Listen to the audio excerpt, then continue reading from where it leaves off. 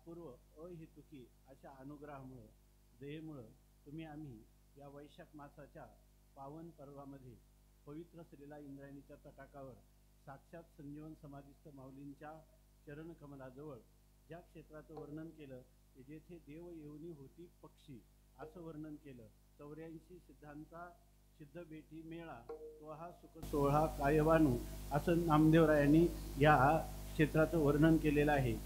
10,000 वर्षापूर्वी पुराणामध्ये लिहिलेलं आहे की 10,000 वर्षापूर्वी माऊलींचा अवतार होण्याच्या पूर्वी भगवान सदाशिवांनी या जमिनीवर या पावनभूमीवर लोळण घेतली आणि त्याचं कारण पार्वती मातेला सांगितलं की 10,000 वर्षानंतर या ठिकाणी माझा आराध्य दैवत भगवान विष्णू परमात्मा श्रीराम यांचा या ठिकाणी ज्ञानोबारायांच्या रूपाने अवतार होणार आहे. ब्रह्ममूर्ती जगत संत जगी अवतरले उद्धाराया आले दिन जना अशा प्रकारचं ते हे निवृत्तीनाथ ज्ञानेश्वर सोपान मुक्ताबाई ज्ञानदीप्ती काळा अशा प्रकारचे ही ब्रह्मचित्कले सहित सोपान काका ब्रह्मदेव भगवान विष्णू ज्ञानोबाराय आणि निवृत्तीर भगवान हराहा हे एवढे अवतार या ठिकाणी होणार आहेत. तेव्हा ही भूमी अत्यंत इतकी पावन आहे की या ठिकाणी स्वामी महाराज सांगायचे जर कोणी 12 वर्ष इतर क्षेत्र किंवा इतर एकांतामध्ये कुठं अनुष्ठान केलं आणि आळंदीमध्ये केवळ 3 दिवसाचं अनुष्ठान केलं तरीसुद्धा त्यांची तुलना होत नाही. आणि अशा ठिकाणी आज आपण एक सप्ताहाच्या रूपाने पारायणाच्या रूपाने अनुष्ठान प्रारंभ केलं. कीर्तन प्रवचन काकडा भजन या निमित्ताने आणखी याच्यामध्ये दुग्ध शर्करा न्याय आहे की जसं दूध असावं आणि दुधामध्ये साखर असावी तर ती अधिकच मधुर आहे, माधुर्य वाढतं. त्याप्रमाणे या कार्यक्रमाचं एक वैशिष्ट्य आहे की या ठिकाणी बाबांनी निधिध्यास रूपाने भगवंताचं चिंतन रूपाने जे काही अभंगवाणी आत्मसात केली होती की जे त्यांच्या जीवनाचा स्थायी भाव झाला होता. सकल संतगाथेमध्ये असणारे जे निवडक अभंग आहे की ज्या अभंगामुळं आपण रात्रंदिवस भगवंत चिंतनामध्ये रमू शकतो. किंबहुना आपल्या दैनंदिनीचा एक भाग म्हणजे बाबांच्या जीवनातील भजनी मालिका आणि त्या भजनी मालिकेची एक आवृत्ती या ठिकाणी प्रकाशित झाली. हा एक दुग्ध शर्करा न्याय आहे. त्यामुळं या पावन मंडळामध्ये आपण ही सेवा करण्यासाठी आणि ती सेवा आपण आरंभ केल्यापासून निर्विघ्नपणे आज पार पडत आहे. त्याच्यामध्ये आपण जिवंत आहोत. आपले श्वासोश्वास चालत आहे आणि ते श्वासोश्वास लोहराच्या भात्याप्रमाणे व्यर्थ नसून सार्थ आहेत. त्याचं कारण असं आहे की खरं तीर्थक्षेत्रामध्ये केवळ वास करण्यापेक्षा जसं आपण पंढरपूरला जातो पण तिथं सांगितलं आपण म्हणतो पंढरीचा वास चंद्रभागे स्नान अनेक दर्शन विठोबाचे हेची मज घडो जन्म जन्मांतरी मागणी श्रीहरी नाही दुजे मुखी नाम सदा संतांचे दर्शन जनी जनार्दन ऐसा भाव नामा म्हणे तुझे नित्य महाद्वारी कीर्तन गजरी सप्रेमाचे. या ठिकाणी हे की चंद्रभागे स्नान आणि विधी तो हरिकथा असं ज्याप्रमाणे सांगितलेलं आहे त्याप्रमाणे दिव्य तेजपुंज मदनाचा पुतळा परब्रह्म केवळ बोलत असे अशा प्रकारचे संजीवन समाधिस्थ असणाऱ्या माऊलींच्या चरणकमलाजवळ बसून ह्या स्मृतीस्थानामध्ये ह्या पावन वायुमंडलामध्ये आपण हे अनुष्ठान केलं आणि ते आज निर्विघ्नपणे पार पडतंय. या आपल्या वारकरी संप्रदायामध्ये एक अलिखित असा दंडक आहे की कोणत्याही उत्सवाची समाप्ती ही काल्याच्या कीर्तनाने व्हावी. त्या काल्याच्या कीर्तनापर्यंत हे जे शरीर आहे इतकं क्षणभंगूर आहे की कोणत्याही क्षणी या शरीरातून प्राण निघून जाऊ शकतात. म्हणजे मनुष्याला मरणाला प्राप्त व्हावं लागतं. ही जी काही 9 छिद्र आहेत ती अत्यंत मोठी आहेत. नाकातून, डोळ्यातून, मुखातून, गुदद्वारातून किंवा मलविसर्जना गुदद्वारातून किंवा मूत्रविसर्जन याच्यामधून कुठेही प्राण जाऊ शकतात. एवढंच नाही तर या शरीराला 3.5 कोटी रंध्र आहेत. एका केसागणिक रंध्र आहे. तेव्हा कोणत्याही छिद्रातून हा प्राण जाऊ शकतो.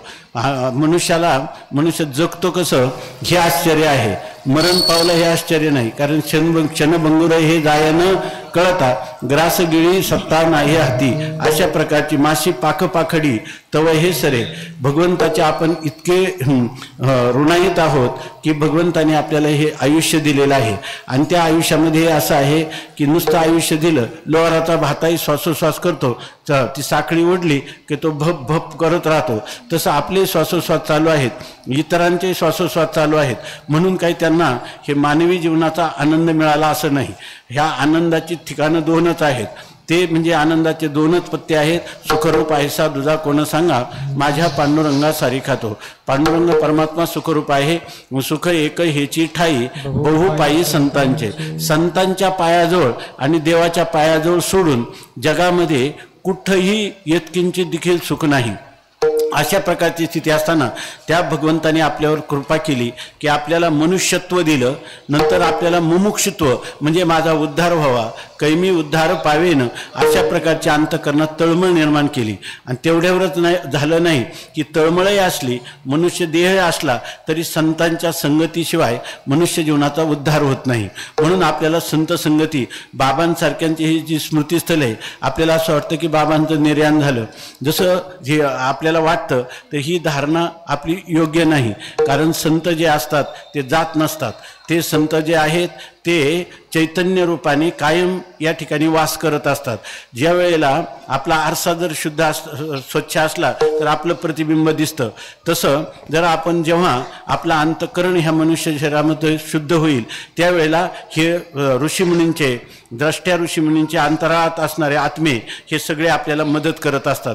किंबहुना आपल्याला मागे पुढे बाबा आहेत आणि मागं भोसले महाराज आहेत. आणि अशा सत्संगतीमध्ये ह्या चिन्मय मूर्ती आहेत, ह्या पाषाणाच्या मूर्ती नाही, ह्या ज्ञानमय आनंद घन आणि अमर अशा आत्मा तुमच्या आमच्यासाठी त्यांच्या मूर्तीरूपाने ब्रह्म काय मूर्ती संत जगी अवतरले.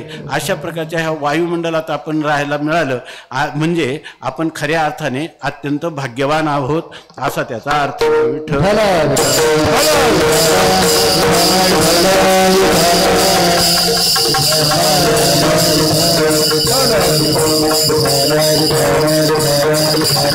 आणि दुसरी एक आपल्याला सेवा वाटायला बाबांनी दिलेली आहे ती अशी की या ठिकाणी आपण आपल्या जीवनाचं कल्याण करून घेऊ शकतो.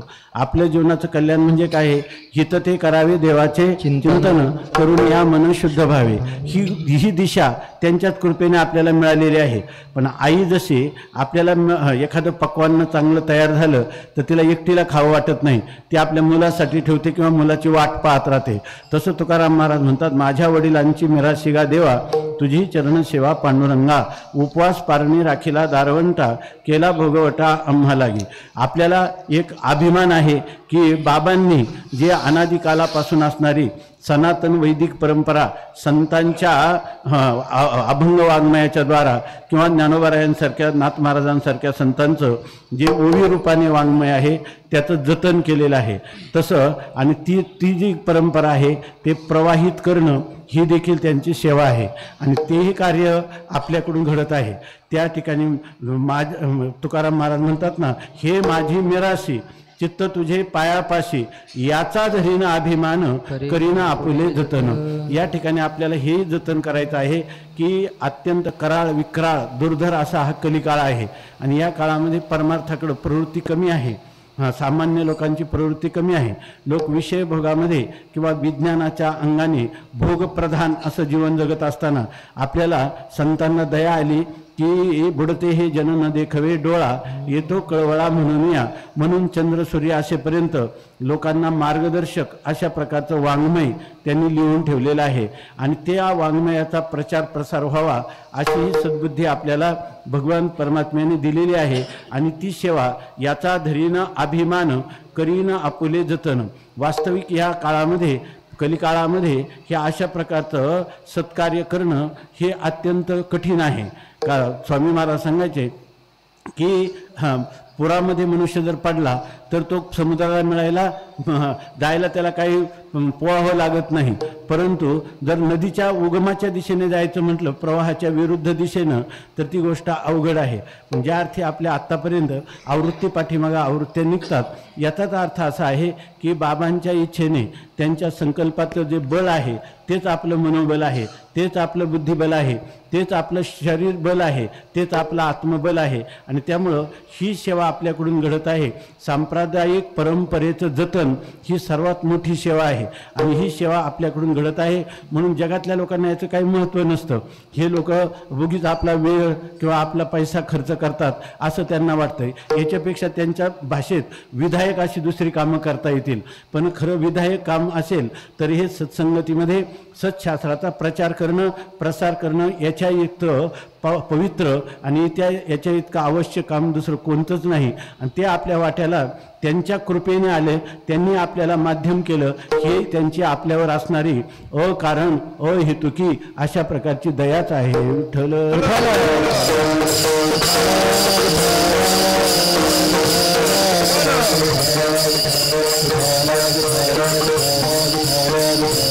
आता आपण पाहिलं की कोणत्याही उत्सवाची समाप्ती ही काल्याच्या कीर्तनाने होते. तर काल्याच्या कीर्तनानेच का याविषयी शंका आली तर याची उत्तर असं आहे की 7 दिवस जे अनुष्ठान केलं तर प्रत्येक वेळेला 7व्या दिवशी आपल्याला जगद्गुरु तुकोबाराय किंवा संत हे जागृती देतात. तुम्ही जो परमार्थ साधना करता ह्या साधनेचं सर्वात मोठं ध्येय कोणतं असलं पाहिजे तर ते ध्येय असलं पाहिजे काल्याचं. काला आपल्याला हे शिकतं की दोघांचं मिश्रण झालं की त्याला काला म्हणतात. तसं आत्तापर्यंत जो परमात्मा वेगळा आहे, परमात्मा सर्वशक्तिमान आहे, तो सर्वज्ञ आहे, तो परमात्मा अकारण करुणा वरुणालय आहे आणि त्याच्याजवळ सर्व प्रकारची कर्तुम अकर्तुम अन्यथा कर्तुम शक्ती संपन्नता आहे. आणि जीव जो मी त्याची उपासना करतो तो परमात्मा महान आहे आणि मी फार अल्प किंवा लघु, मी तो अल्पमती हीन किंवा मी तो अनाथ अपराधी आणि परमात्मा काय वानू त्याचे गुण असा हा जो परमात्मा आहे तो परमात्मा इतका श्रेष्ठ आहे, आपण अत्यंत कनिष्ठ आहेत. तेव्हा हे भावना धारण करून आपण 7 दिवस त्या परमात्म्याची शरणागतीसाठी म्हणून या ठिकाणी आलो आणि त्या परमात्म्याला शरणागती याच्यासाठी केली की माझे चित्त तुझे पायी राहे ऐशे करी काही दरोनिया बाही भवहा तारी दातारा. या ठिकाणी भगवान परमात्मन आम्हाला हा संसार सिंधू हा दुस्तर मुलंघवे उल्लंघिता पार बहुत वाहविले दूर मनगेची तीर पैलथडी अशा प्रकारचा हा संसार आहे. या संसारामध्ये आम्हाला की संसार गंधीचे हे वार्ता मज न सावे सर्वदा झालो वेडा असोनी जाणता अशा प्रकारची माझी स्थिती झालेली आहे.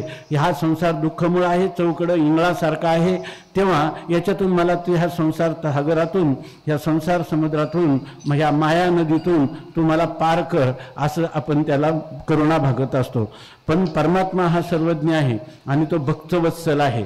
जसं गाईला आपलं वासरू नुसता हंबरडा ऐकला तरी तिच्या सडातून धारा सरळू लागतात, त्याप्रमाणे जेव्हा भक्त हा भगवंताकडं अशा प्रकारची प्रार्थना करतो की तुझ्या पार नाही गुणा आणि मी तो अल्पमती नारायणा भवतारका तू सुजाना एक विज्ञापना पायापाशी. देवा मी तुला आता काय करतो विनंती करतो. काय पुढचं प्रमाण काय जाणावे म्या दिने तुझ्या भक्तीची लक्षणे दडते तोंड धुवणे परिचिंतने काळ सारे. अशा प्रकारची माझी स्थिती झाली. तेव्हा भगवंताचं हृदय भरून येतं आणि भगवान परमात्मा जे आहेत ते भगवान परमात्मा तुम्हाला आम्हाला काल्याच्या संबंधाने सांगत असतात. अरे तुझ मज नाही भेद, तुझ्यामध्ये आणि माझ्यामध्ये कोणत्याही प्रकारचा भेद नाही. हा भेद आहे तर तुझी उपाधी ह्या पंचभौतिक शरीराची आहे, तुझी उपाधी ह्या अंतःकरणाची आहे, तुझ्या ठिकाणी अज्ञान आहे म्हणून तुला असं वाटतं. जर तुला ह्या उपाधीला तू बाजूला केलं, माझी उपाधी हे शुद्ध सत्वात्मका माया उपाधी आहे, त्यामुळे माझ्या ठिकाणी सर्वज्ञता आणि सर्व शक्तिमत्व माझ्या ठिकाणी आहे. पण बारीक जर तू विचार केला ना, आज काल्याचा दिवस आहे, आज तू असा विचार कर की परमात्म्याला भेद आवडत नाही, परमात्म्याला अभेद आवडतो. माझा स्वामी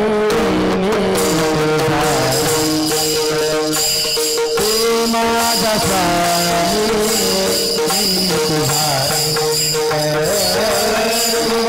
स्वामी माझा स्वामी पाहता दिसो पाहता दिसो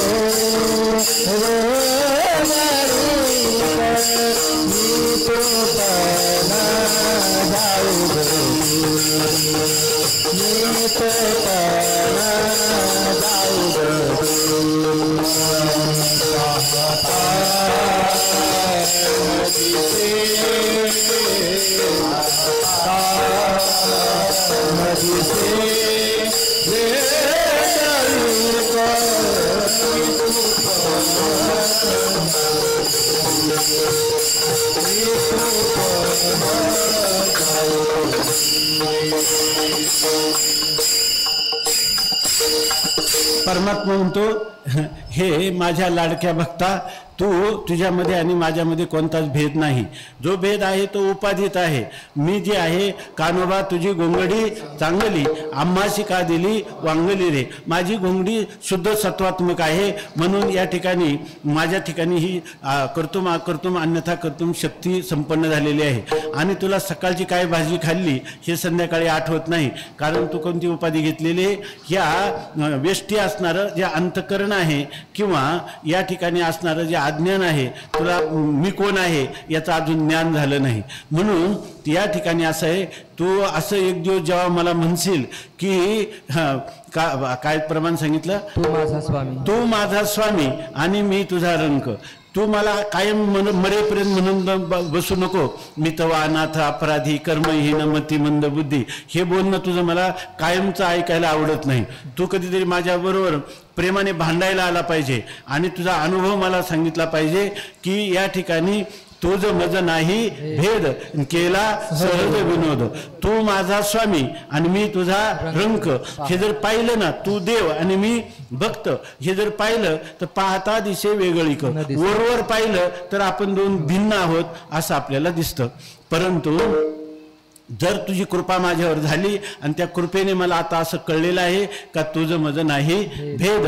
म्हणून म्हणतात की एकच मी तू पण जाऊ दे धुरी.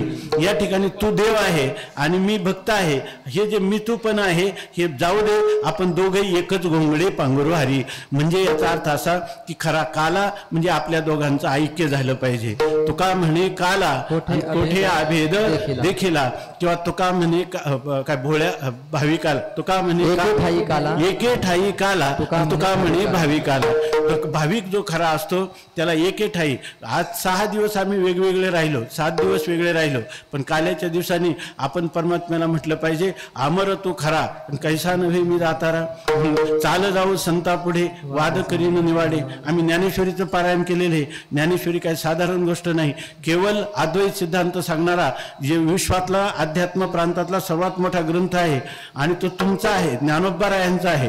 आणि त्या ज्ञानोबरायांनी सांगितलं की मज लागी शरण जे आणि जीवत्वेचे असे जे मला शरण आला आणि काय मी पापी मी पुण्यवान मी मरणारा म्हणत राहशील तर ते म्हणतात धिक या बोली नलजी जे प्रज्ञा केवी. ह्या बोलण्याचा धिक्कार असो. जे म्हणतात त्याच्या बुद्धीला लाज कशी वाटत नाही. देव या ठिकाणी ज्ञानोबराय किती सौम्य भाषेत बोलणारे पण आपली लाज काढतात. याचा अर्थ एक दिवस आपल्या जीवनात असा उजाडावा की आपण आणि परमात्मा एक आहोत. आणि हे जाणलं हे परमात्म्याला सर्वात जास्त आवडतं. परमात्म्याला भेद आवडत नाही, परमात्म्याला अभेद आवडतो. आपला व्यवहार सुद्धा जो आहे ना, पती पत्नीचं जीवन आहे ते जर भेदमय असलं, तिथं काय हे शरीर 2 आहेत परंतु त्यांचं मन जर एक असेल तर त्यामध्ये आनंदाची लयलूट आहे. आणि त्यामध्ये प्रत्येकाने आपल्यामध्ये भेद समजला तर त्याच्यामध्ये दुःखाचा कडेलोट आहे.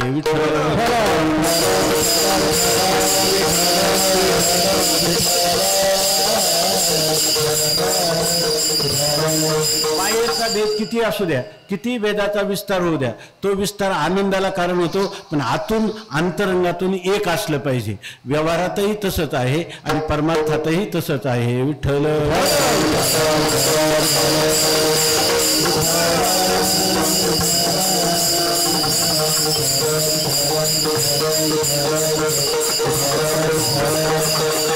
म्हणून या ठिकाणी काला म्हणजे एक आपल्याला ध्येयाची जाणीव करून देतो की मी कधी परमात्म्याशी एकच होईल. एकची घोंगडे पांघरू हरी, असं काही ऐशी दशा येईल माझ्या अंगा. या ठिकाणी नाठवणी देह पायाचे चिंतन अवसान ते क्षण नाही मधी, असे आपल्या जीवनामध्ये तो परमात्मा सच्चिद आनंद घन आहे.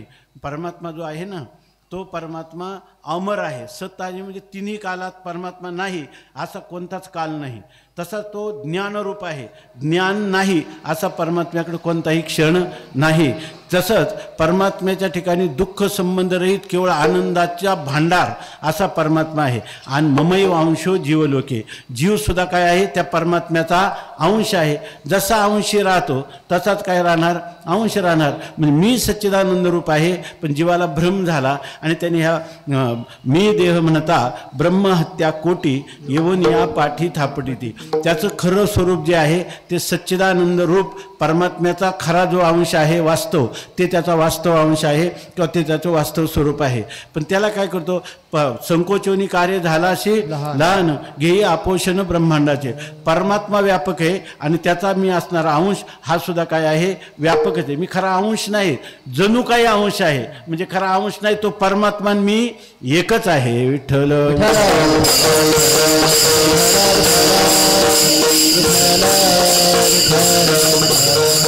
म्हणे कैची किव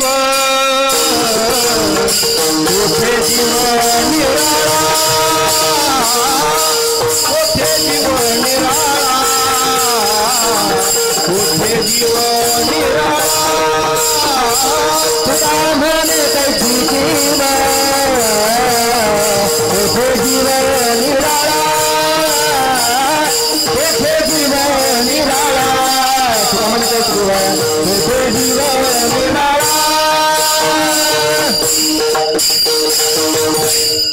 परमात्मा आणि जीव याच्यामध्ये किंचितही भेद नाही, याची आपल्याला नित्य आठवण पाहिजे की आपल्याला खरं रम्य समाधान किंवा परमाशांती तेव्हाच मिळणार आहे की परमात्मा आणि आपण एकरूप आहोत.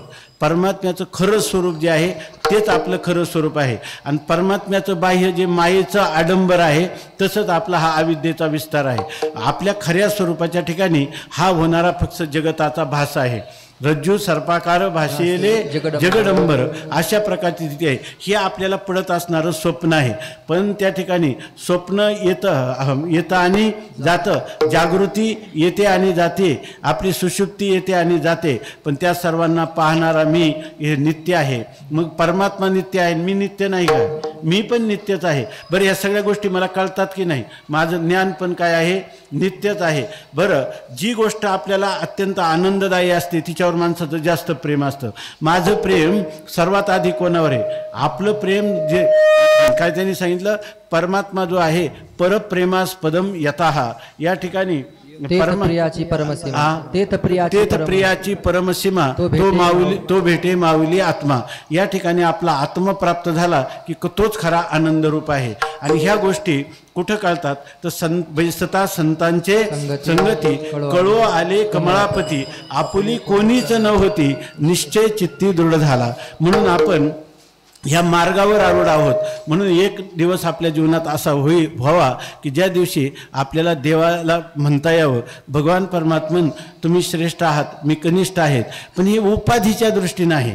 खरं तत्वता पाहिलं तर तुझ्यामध्ये आणि माझ्यामध्ये कोणताच भेद नाही. आणि हेच आपल्या जीवनाचं ध्येय असलं पाहिजे, ज्ञेय असलं पाहिजे, आणि ते आपल्याला कळावं म्हणून हे काल्याचं प्रयोजन आहे. विठ्ठल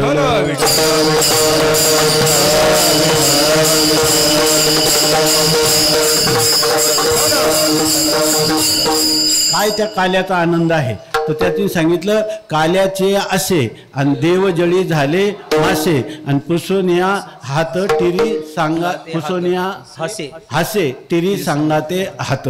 या ठिकाणी काल्याचा ह्या गोपाळाचे गवळी याची ताक पिरे कोण पोरे चांगली, आणि एवढा त्यांचा छंद जेव्हा काय सेवा भक्ती. ते ताक पिणारी मुलं आणि भगवान ते तोंडातलं ताक चांगलं झालं म्हणून भगवंताच्या मुखात घालण्यासाठी खुणा करतात. तुझं तोंड जरा वासून ठेव, आणि भगवंताची गुळणी त्याच्यात टाकतात. भगवान म्हणतो वैकुंठातल्या अमृताची सुद्धा चव या ताकाला नाही. अशा प्रकारचा हा जो आनंद त्यांनी भोगला हे वैकुंठातले सगळे देव पाहत होते. आणि त्यांना वाटलं की हा आनंद तर हा शोक सोहळा स्वर्गी नाही. म्हणून म्हणे काय केलं पाहिजे तर म्हणतात की आपण सगळेजण ह्या यमुनेच्या पात्रामध्ये जे काही जलप्रवाह आहे त्याच्यामध्ये मासे हो. नंतर हे गोपाळ जे आहे जेव्हा काल्याचा आनंद घेतील आणि हात धुण्यासाठी यमुना मैयाच्या जवळ येतील त्यावेळेला यांचं जे उच्चिष्ट आहे ते आपण भक्षण करू अशा प्रकारचं सांगतात. अशा प्रकारचे आले पण भगवान काय सर्वांचं बारसं जेवलेले. भगवंतांनी सांगितलं आज एकच आठ आहे सगळ्यांना की हे झालं ना कोणी यमुनेत जायचं नाही हात धुवायला. तिथं मोठा बाऊ आहे तिथं जायचं.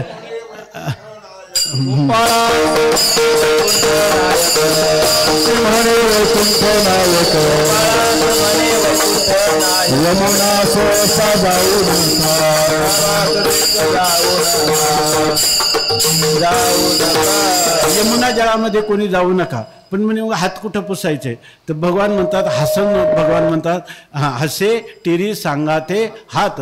सगळ्यांनी आपल्या टिरीला म्हणजे आपल्या कमरेचा जो पार्श्वभाग आहे त्याला हात पुसा. ते सुद्धा भगवंतांनी का सांगितलं कारण ह्या सगळ्या हाताची देवता आहे इंद्र आहे, मनाची देवता चंद्र आहे. जेवढी सामग्री भगवंतांनी दिली ना सगळ्या अधिष्ठात्री देवता आहेत आपल्या शरीरामध्ये फक्त एवढा भाग सोडला तर. मग भगवंतांनी सांगितलं जर तुम्ही हाताला पुसलं असतं मांड्यांना पुसलं असलं तर ते देवांनाच मिळालं असतं. भगवंताचा पक्का निश्चय होता का यांना काहीच मिळता कामा नाही कारण यांनी पुण्य केलं आणि स्वर्गाची इच्छा केली. काल्याचा आनंद कुठं यांनी मागितला यांना द्यायचं काय काम आहे. विठ्ठल विठ्ठल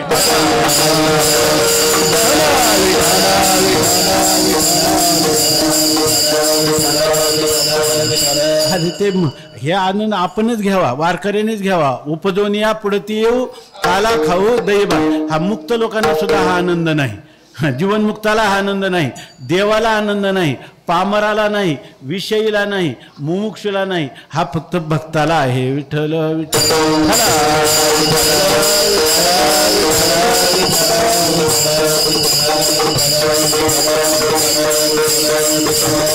विशेष लाभ संत संगे विशेष लाभ संत संगे विशेष लाभ संत संगे विशेष लाभ संत संगे वैकुंठी दुर्लभ तुका म्हणे काना वैकुंठी दुर्लभ तुका म्हणे काला वैकुंठी दुर्लभ तुका म्हणे काला वैकुंठी दुर्लभ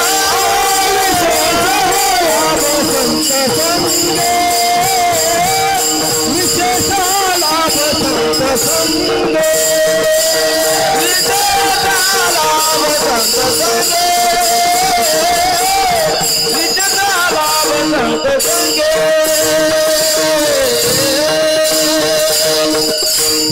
तुका म्हणे काला वैकुंठी दुर्लभ विशेष हा लाभ संत संगे. भगवान परमात्म्याने ह्या जी काल्याची लीला करून घेतली त्याच्यातून आपल्याला फार मोठं काही शिकवण देतात.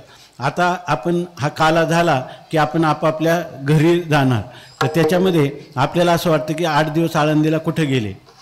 या ठिकाणी असा आता जायचं म्हणजे मन जड होऊन जातं. या ठिकाणी खेद वाटतो. स्वामी महाराजांकडे लोक यायचे 8 दिवस कुठे गेले माहीत नाही परंतु आता आम्हाला जाताना मात्र जड पावलाने जावं लागत आहे. स्वामी महाराज सांगायचे खरं सांगू का तुम्हाला इथं तुम्हाला आनंद का आला तर तुम्ही घराकडे पाठ केली घराला विसरले आणि माऊलीच्या सन्मुख आले म्हणून हा आनंद तुम्हाला मिळाला.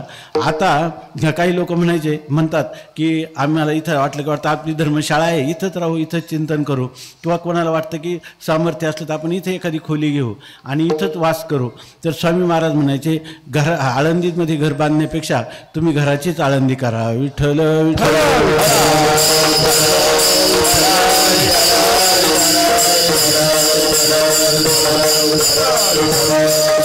ह्या आनंद. आता तुम्ही माऊलीकडे पाठ करून जाऊ नका माऊलीला विसरू नका. माऊली जिथं असेल तुम्ही दररोज घरात मानस दर्शन जर केलं तर तुम्ही नित्य आळंदीतच आहात. आमचे एक मित्र आहेत फार जवळचे ते महिन्याची वारी करतात आणि त्यांना मी म्हटलं एकदा की तुम्ही इथं आल्यानंतर तुम्हाला खूप बरं वाटत असेल. ते म्हणे इथं माऊलीजवळ आल्यावर ते म्हणे मला तसं काही फरक पडत नाही कारण मी माऊलीजवळ नव्हतो असं मला कधी वाटतच नाही. विठ्ठल विठ्ठल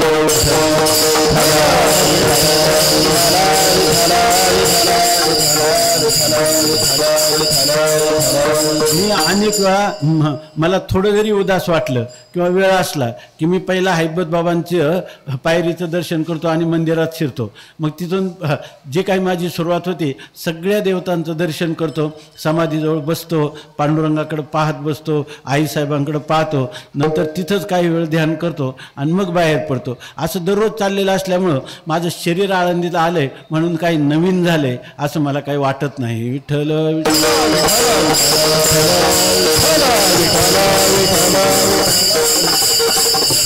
हा आनंद कशाचा आहे माहिती का गोपाळांना?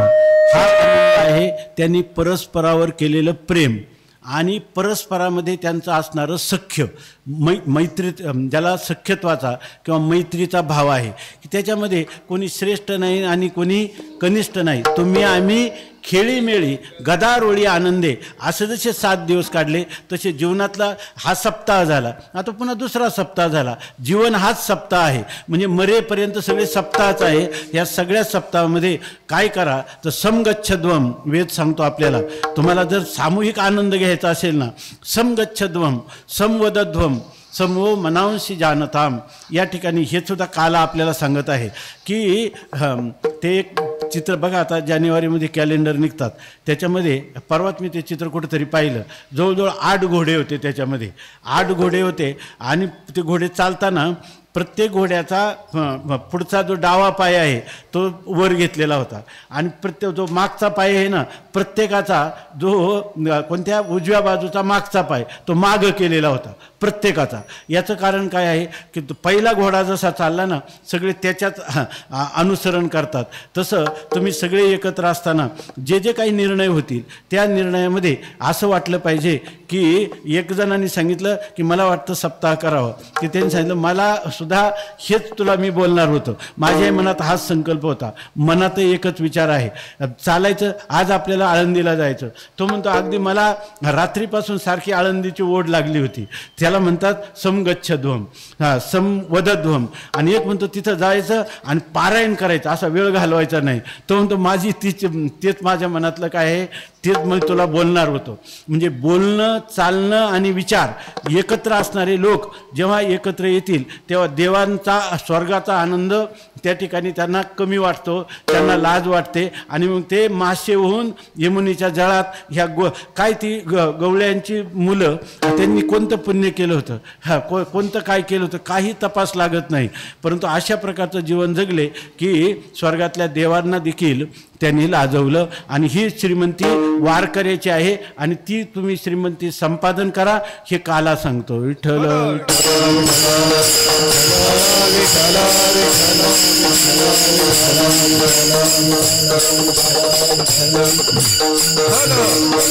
दुसरं एक काल्याचं प्रयोजन आहे. ते प्रयोजन असं आहे की काल्यामध्ये तुम्ही काय म्हणता, चरित्र ते उच्चारावे केले देवे गोकुळी. भगवान परमात्म्याने गोकुळात जे चरित्र केलं ते चरित्र तुम्ही वर्णन करा असं सांगतात, दुसरं करायचं नाही. मग त्या गोकुळात चरित्र काय केलं भगवंतानी? त्या गोपींच्या चेष्टा केल्या, गोपाळांना एकत्र बोलावलं. बिचारे आपल्या घरी सुखरूप होते तर त्यांच्यावर मोठी जबाबदारी टाकली, आपल्याला सगळ्यांना चोरी करायची. आणि सगळ्यांना भगवंतानी काय केलं, चौर्य कर्म जे आहे त्याचे आचार्य झाले. आणि सगळ्यांना माझे आहे तैसे पाये नाही तरी घरा जाये, चोरोनिया माये नवनीत आणावे, अशा प्रकारची स्थिती परमात्म्याने या ठिकाणी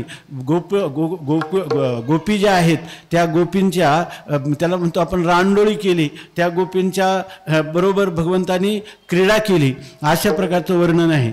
दुसरी गोष्ट त्या गोपाळांचा बरोबर घेऊन काला केला असा परमात्मा आहे. तेव्हा ह्या चोरीचं वर्णन करायचं का? ह्या भगवंतानी गोपींबरोबर केलेला जर त्याला म्हणायचं झालं तर व्यवहारी भाषेत व्यभिचार, त्याचं वर्णन करायचं का? आणि यांनी काय आजकाल ह्या लोकांचं आजच्या काळातसुद्धा जे सत्प्रवृत्त लोक आहे त्यांना चोरी आणि व्यभिचार हे नावसुद्धा सहन होत नाही आणि त्याचं वर्णन आणि प्रत्येक सप्ताहात करायचं. हे कशासाठी? तर त्यासाठी अखंडानंद स्वामी महाराजांनी सांगितलं.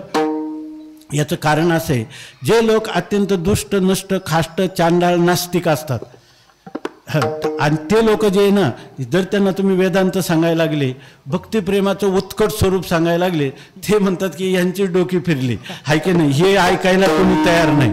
आणि जर तुम्ही आता परवाच एकाने सांगितलं की तिथे जवळजवळ 1.5-2 कोटी खर्च केला आणि सप्ताह केला, सगळा फार मोठ्या प्रमाणात सप्ताह केला. आणि त्या सप्ताह झाल्यानंतर ते मंडपवाला आणि व्यासपीठ तसंच ठेवलं आणि तिथं लावण्यांच्या स्पर्धा ठेवल्या. विठ्ठल विठ्ठल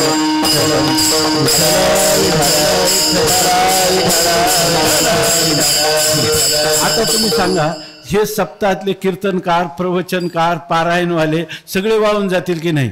आणि गर्दी कुठं असेल जास्त? विठ्ठल विठ्ठल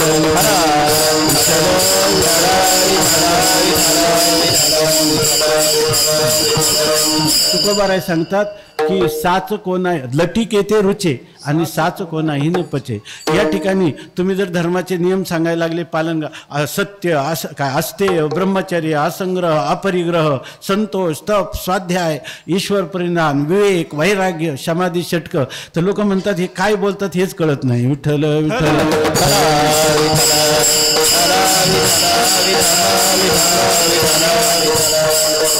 पण काल्यामध्ये मात्र आज खूप आनंद असतो असं जर सांगितलं तर असे लोक सुद्धा येऊन बसू शकतात याच्यामध्ये. अहो त्यांनी काय केलेले, कृष्ण परमात्म्यांनी चोरीचं वर्णन केले आणि सगळी चोरी यशस्वी केलेली. हा चोर सुद्धा म्हणतो की यशस्वी चोरीचं काय तत्व आहे जाणून तरी घेऊ. कीर्तनकार काय सांगतात? विठ्ठल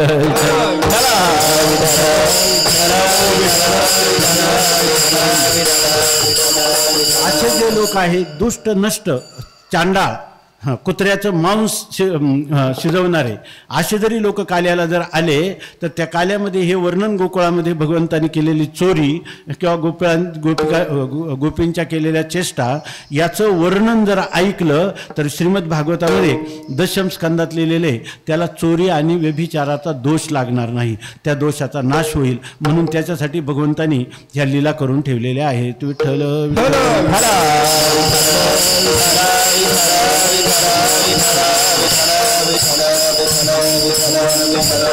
म्हणून भगवंतांनी गोकुळामध्ये केलेलं चरित्र आहे त्याचं वर्णन करावं असं सांगितलेलं आहे. चरित्र ते उच्चारावे केले देवे गोकुळी असं सांगितलेलं आहे.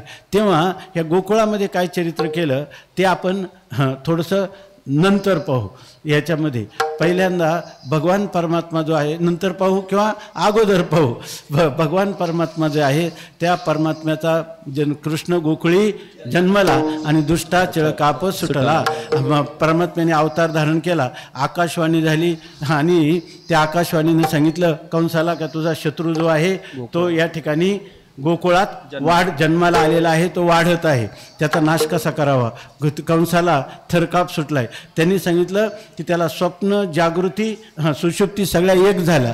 कृष्ण आला, कृष्ण गेला, कृष्ण आता मारणार, अशा प्रकारचं त्याला रात्रंदिवस चिंता लागली. आणि त्यावेळेला त्या ठिकाणी एक पुतना नावाची राक्षसी आली आणि तिनं सांगितलं की तू चिंता करू नको. त्या परमात्म्याला म्हणण्यापेक्षा त्या बालकाला मी या ठिकाणी पूर्णपणे त्याचा बंदोबस्त करते, त्याला ठार मारून टाकते. तिनं आपल्या स्तनामध्ये विष भरलं आणि त्या नंदबाबाच्या वाड्यात गेली. यशोदामाया काही कामात होत्या. यशोदामायांना विचारलं, अरे म्हणणे तुला या वयोवृद्ध अवस्थेमध्ये बालक झालं आणि आम्हाला तू निमंत्रणसुद्धा दिलं नाही, पण आमचा जीव वेडा या ठिकाणी आम्हाला त्या बालकाला पाहावं असं वाटलं. आता तो कुठे येतोय बालक? तिनं सांगितलं तो पाळण्यामध्ये झोपलेला आहे. तर भगवंत म्हणतात एवढं मोठं गिऱ्हाईक आलं आहे आणि आता आपल्याला झोपून कसं चालेल. भगवंतांनी आळ्या पिळ्या दिल्या, काही जांभई दिली, मोठा आवाज केला, परंतु त्या पुतना जी आहे ते या पुतणीने ऐकला नाही. नंतर भगवंतांनी रडायला सुरुवात केली.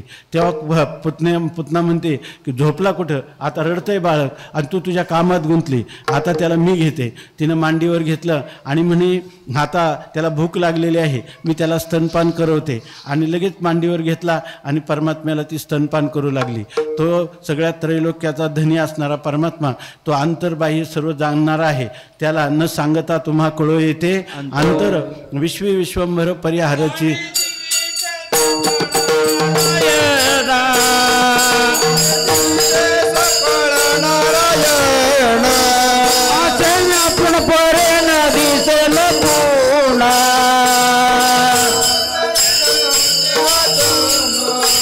राधा संभोगिनी प्रेमे आलिंगन संभोगिनी प्रेमे आलिंगन तुका म्हणे ते भाव ते कारण हो तुका म्हणे ते भाव ते कारण हो तुका म्हणे ते भावची कारण हो तुका म्हणे ते भावची कारण हो तो परमात्मा सर्वांच्या अंतकरणाला अंतराला जाणतो आणि अशा प्रकारे परमात्म्याने लगेच तिनं मांडीवर घेतलं. परमात्म्याला ती दुग्धपान करू लागली. परमात्म्याने पहिल्यांदा ते दूध घेतलं, नंतर त्याच्यात विष पण प्राशन केलं, तिचं रक्त पण प्राशन केलं. ती त्यावेळेला जेव्हा तिचा प्राण घ्यायला लागले, परमात्मा प्राणाचं शोषण करायला लागली, तेव्हा ती म्हणे मुंच मुंच आता मला तू सोडून दे आणि मी मरते आता. त्यांनी सांगितलं मी पकडत नाही कोणाला आणि पकडलं तर मी सोडत नाही पुन्हा. या ठिकाणी तुला आता मुक्त करूनच सोडणार. विठ्ठल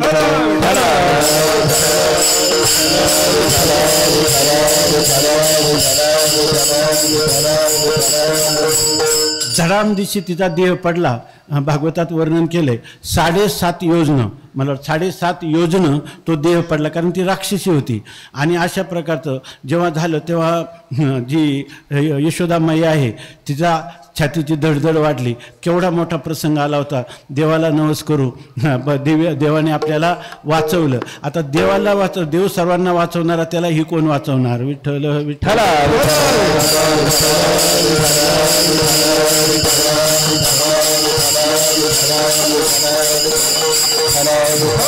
पाहता पाहता ही वार्ता सगळीकडे पोचली. तेव्हा तिथलाच एक राक्षस यांना जाऊन भेटला, कंस मामाला. त्यांनी सांगितलं अरे एवढ्या मोठ्या नगराचा, मथुरा नगरीचा राजा तू, आणि तुला एवढं कसं कळत नाही. एवढा मोठा कोणी ईश्वर अवतार या ठिकाणी आला असं म्हणतात, आणि त्याच्या ठिकाणी तो सर्व शक्तीने संपन्न आहे, आणि त्याचा नाश करण्यासाठी तू पुतणीसारख्या एका स्त्रीला पाठवलं. माझ्यासारख्याला पाठवायला पाहिजे. मी त्याला हात न लावता त्याचा बंदोबस्त त्याच्या आईवडिलांकडूनच करून टाकेल. त्यांनी सांगितलं ठीक आहे तू म्हणतो तर. त्यांनी बिचाऱ्याने ब्राह्मणाचा वेश धारण केला आणि गेला तर त्या ठिकाणी नंदबाबांच्याकडं तो गेला आणि त्यांनी सांगितलं तुम्हाला बालक झालेलं कळलं तर तेव्हा मग इथला एक विशेष ज्योतिषी म्हणून तुम्हाला योग्य मार्गदर्शन करणं, पंचांग सांगणं, ज्योतिष सांगणं हे माझं कर्तव्य आहे. त्या ठिकाणी त्यांनी तुमचं मी जातक सांगतो, जन्मलेल्या मुलाचं भविष्य सांगतो आणि पंचांग काढलं. तर त्या नंदबाबांनी सांगितलं पूर्वी गर्गमुनींनी हे भविष्य सांगितलेलं आहे, आणि त्या गर्गमुनींनी असं सांगितलं की हा ईश्वर अवतार आहे, आणि हा ईश्वर अवतार जो आहे अनेक दुष्टांचा संहार करील, सज्जनांचं रक्षण करील.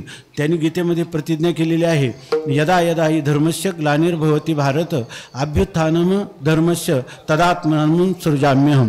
ज्या वेळेला अधार्मिक लोक होतील त्यांचा नाश करण्यासाठी आणि धर्म आचरण करणाऱ्या लोकांचं संरक्षण करण्यासाठी मी येणार आहे, आणि तीच विभूती तुमच्या पोटी पुत्ररूपाने आलेली, असं खूप चांगलं भविष्य सांगितलं. ते म्हणे गर्गाचं काहीतरी भविष्य सांगण्यात पंचांगाचं गणित चुकलं असलं पाहिजे. तर तशा प्रकारची स्थिती नाही. ही स्थिती अशी आहे की हा मुलगा अत्यंत अशुभ अशा प्रकारचा ह्या श्रावणवद्य अष्टमीच्या रात्रीच्या पर्वामध्ये जो जन्म झाला याचा, तर हा मुलगा तुमच्या सगळ्या कुळाला विशेषतः आईवडिलांना हा कर्दन काळ आहे, आणि आई आणि वडील हे राहूसुद्धा शकत नाही. हे ऐकल्यावर यशोदामयाचं अंतकरण विदीर्ण झालं. नंदबाबा थरथर कापू लागले. परंतु या ठिकाणी भगवान परमात्मा जो होता तर भगवान परमात्म्याने हे सगळं ऐकत होतं. आताच सांगितलं की न कळता न सांगता तुम्हा कळो येते अंतर. असा जो परमात्मा आहे त्या परमात्म्याच्या विषयी असं बोलत होते तेव्हा ज्या पाटावर बसला होता, जिथं त्याला पाठ बसायला दिला होता, आपण नेहमी चिंतन करत असतो. स्वामी अखंडानंद सांगतात जर आपण अत्यंत खोटं, दुष्ट, दुसऱ्याला पीडा होईल अशा प्रकारचं जर वक्तव्य आपल्या मुखातून आलं तर आपल्या भोवती जी असणारी पंचमहाभूत आहे, उदाहरणार्थ हे आकाश आहे, अग्नी महाभूत आहे, वायू महाभूत आहे, पृथ्वी आहे, जल आहे, ही पंचमहाभूतसुद्धा कुपित कोपायमान होतात. कारण काय आहे की त्यांचं अधिष्ठान कोणी परमात्माच आहे. त्यामुळं परमात्म्याच्या संकल्पामध्ये ह्या लोकांना काहीतरी शासन व्हावं म्हणून ती सुद्धा कुपित होतात. आणि तसंच झालं. ज्या पाटावर बसला तर तो जड पाठ आहे, तो काय आपोआप थोडाच उचलणार आहे, पण तो पाठ उठला असा हा नाकावर पडला. तेव्हा भोवताले असणारे मुसळ जाती काय जे काही साहित्य होतं, विटंबिले भट दिला पाठीवरी पाठ, दिले पाठीवरी पाठ, दिले पाठीवरी पाठ. हा विटंबिला भट दिला पाठीवरी पाठ, दिला पाठीवरी पाठ, दिला पाठीवरी पाठ. विटंबिला भट दिला पाठीवरी पाठ, दिला पाठीवरी पाठ, दिला पाठीवरी पाठ. विटंबिला भट दिला पाठीवरी पाठ, दिला पाठीवरी पाठ. विटंबिला भट दिला पाठीवरी पाठ. तिथं बहरात तिथं असणारे हे काठवटी मुसळ जातं सगळीच्या सगळीच उसळले आणि सगळ्यांनी ठरवलं की आपल्या भाऊबंधाला मदत केली पाहिजे. कलियुगातले लोक नाही का करीना, पण आपण त्यांना आदर्श देऊ. विठ्ठल विठ्ठल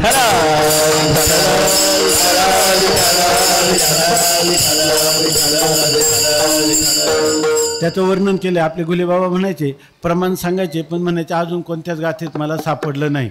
काय असेले कुठं तर माहीत नाही म्हणायचे. काय धोतर फाटले आणि पंचांग फाटले, जानवे तुटले, पंचांग फाटले आणि धोतर गळाले ढुंगणाचे. अशा प्रकारची त्याची अवस्था झाली. परंतु त्याला मारलं नाही, कारण तो ब्राह्मण वेशात आला होता. ब्राह्मणो न हंतव्या, श्रुती सांगते की ब्राह्मणाचा घात करू नये, म्हणून देवाने सुद्धा त्याला मारलं नाही. अशा भगवंताने अनेक दुसऱ्या लीला केल्या. त्या ठिकाणी कागासूर, बकासूर, रिठासूर, शक्टासूर अनेक राक्षसांचा भगवंताने निपात केला. हे सगळं केलं. ये दशे चरित्र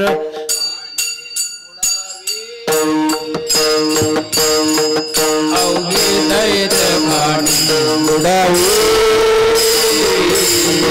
अवघी दैत खाणी बुडावी, अवघी दैत खाणी बुडावी. काग बग विठा माळेला बाळपणे, काग बग विठा माळेला बाळपणे. अवघी दैत खाणी बुडावी, अवघी दैत खाणी बुडावी, अवघी दैत खाणी बुडावी, अवघी दैत खाणी बुडावी.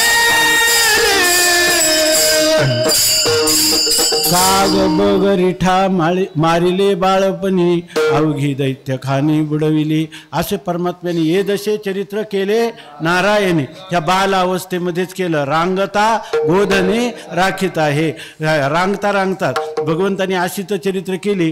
परंतु त्या लोकांना इतका वेध लागता की त्यांनी सांगितलं, तळवे तळहात ते कित, डाव्या गुडघ्याने रांगत, रंगनी रंगनाथ तोम्या देखील असे. भगवंताचं ते मनोहर अशा प्रकारचं रूपडं पाहिले की सर्वच लोकांचं आकर्षण झालं. वयोवृद्धांचं जे काही समवयस्क होते, नंतर गोपी, त्यासुद्धा बाळा, प्रौढा आणि मुग्धा ओवाळी ती परमानंदा. धन्य धन्य ते लोचन नित्य करते अवलोकन. अशा प्रकारची त्यांची स्थिती झालेली आहे. आणि परमात्म्याला जसा जसा परमात्मा मोठा होत गेले थोडे, त्यावेळेला परमात्म्याला काय आहे की मनुष्य जोपर्यंत व्यक्तिगत आनंद भोगतो, बालपणामध्ये भोगत असताना जसा जसा तो वयाने अधिक होत जातो, तशा तशा त्याच्या अंतःकरणात काही सामाजिक जाणीवा निर्माण होतात. भगवंतानी सुद्धा तीच लीला केली. आणि भगवंतानी पाहिलं माझ्याच वयाची ही मुलं, पण ही सगळी पाहिली तर रोड झालेली, क्रूश झालेली, पाप्याचे पितर अशा प्रकारचे ही मुलं, यांची ही स्थिती का? मी त्या गुटगुटीत धष्टपुष्ट आहे. तेव्हा त्यांना हळूहळू भगवान त्यांच्यात खेळायला जायला लागले, त्यांचा एकत्र करायला लागले. त्यांना विचारलं भगवंतानी, अरे तुम्ही एवढे शरीराने रोड का? ते म्हणे आम्ही असेच आहोत. तर ते म्हणे अरे तुम्ही खात पित नाही का? खातो पितो. हां पण मग तुम्ही खाता तर आमच्या शास्त्रामध्ये वर्णन केलेलं आहे, शरीराला पुष्टी यायची असली तर दूध पाहिजे, दही पाहिजे, लहान मुलांना तूप दिलं पाहिजे, हे सगळं आहे. तुम्ही खाता ना, तुमच्या घरी तर सगळे डेरेच्या डेरे भरलेले आहेत आणि लोक तर मथुरेला घेऊन जातात विकायला तुमच्या घरचे, तर तुम्ही खाता की नाही? त्यांनी सांगितलं खात नाही. मग आपले मारुती बाबा म्हणतात आम्ही पाहत असतो. विठ्ठल विठ्ठल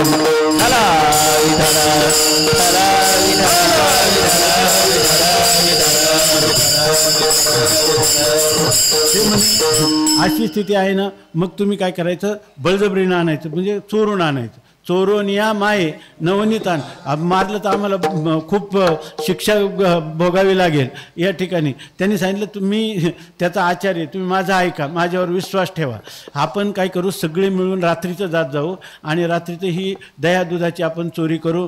जाताना ते म्हणे पण पकडलं तर काय, पकडू नये म्हणून तुम्हाला आधीच सांगतो, त्या ठिकाणी तुम्ही काठी घ्या, सराठी घ्या, माती घ्या आणि काय घ्या, वस्त्रगाळ केलेली माती घ्या आणि विठ्ठल विठ्ठल म्हणा. विठ्ठल विठ्ठल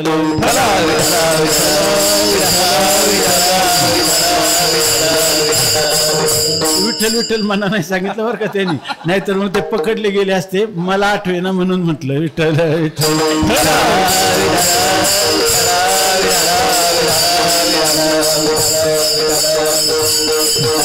त्यांनी सांगितले नवीन चोरीचा प्रकार आणि याची लागणारी अवजारं तू कुठून शोधली, कशासाठी, याचं प्रयोजन काय आहे? मग भगवंतांनी सांगितलं की आपण रात्री सगळे शांत असतं तिकडं, परंतु ज्यावर घट लोक शिंके लावी येले दोरी ते वर ठेवून देतात, त्यावेळेला आपल्याला ते मोकळं जर असलं तर उगीच मोकळं घेऊन काय करायचं, आपण काठीनं थोडंसं हे किंवा खडा मारू तर ते डबडब आवाज आला तर त्या ठिकाणी आपण समजू का याच्यामध्ये आहे. नसलं तर कशाला वेळ घालवायचा, कशाला शक्ती घालवायची.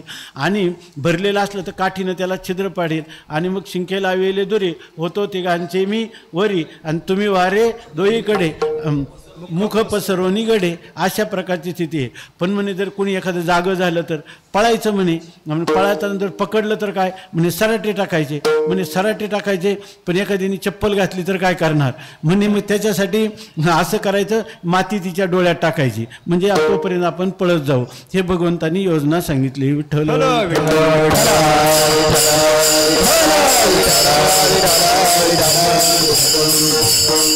आता काल्याचं कीर्तन सुरू झाले. तुम्ही म्हणणार मग जेवण किती वाजता? आता तुम्हीच विचार करा, किमान 4 तरी वाजतील. विठ्ठल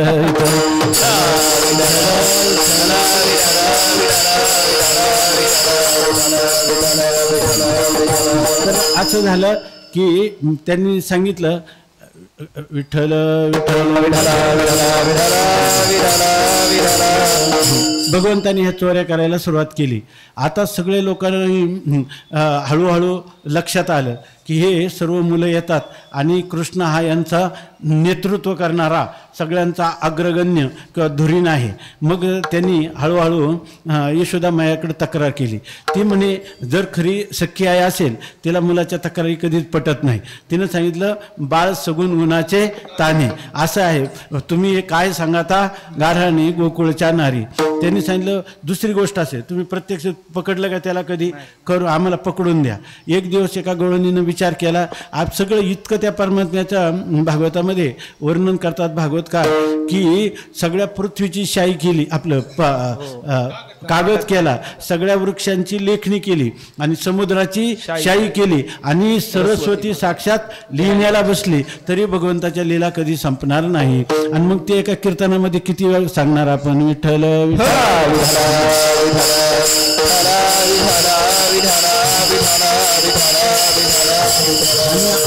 असं कशासाठी म्हणायचं माहिती आहे महाराज, मला सांगता येत नाही हे कसं सांगायचं. विठ्ठल विठ्ठल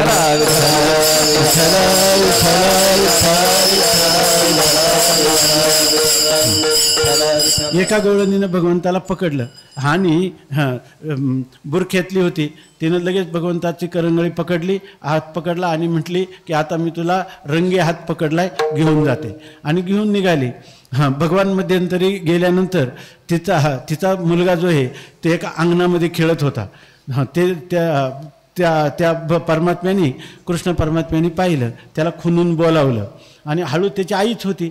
तिच्या हातात हात दिला आणि म्हणला मावशी मावशी म्हणजे मला या ठिकाणी मला लघवी लागलेली आहे. तर तिने सांगितलं नाही तर पळून जाशील. नाही मग तुझा विश्वास नसला तर नको मी कपड्यात करीन. त्यांनी सांगितलं तुला सोडते पण लगेच यायचं. तिला बुरखा होता. ते म्हणजे मर्यादाशील त्या स्त्रिया होत्या गोकुळातल्या. गोकुळ म्हणजे गो म्हणजे इंद्रिय. ज्यांचा इंद्रियांचं कुळ म्हणजे समुदाय हा नियमित किंवा मर्यादित किंवा निग्रहित आहे ते खरं गोकुळातलं सुख आहे. विठ्ठल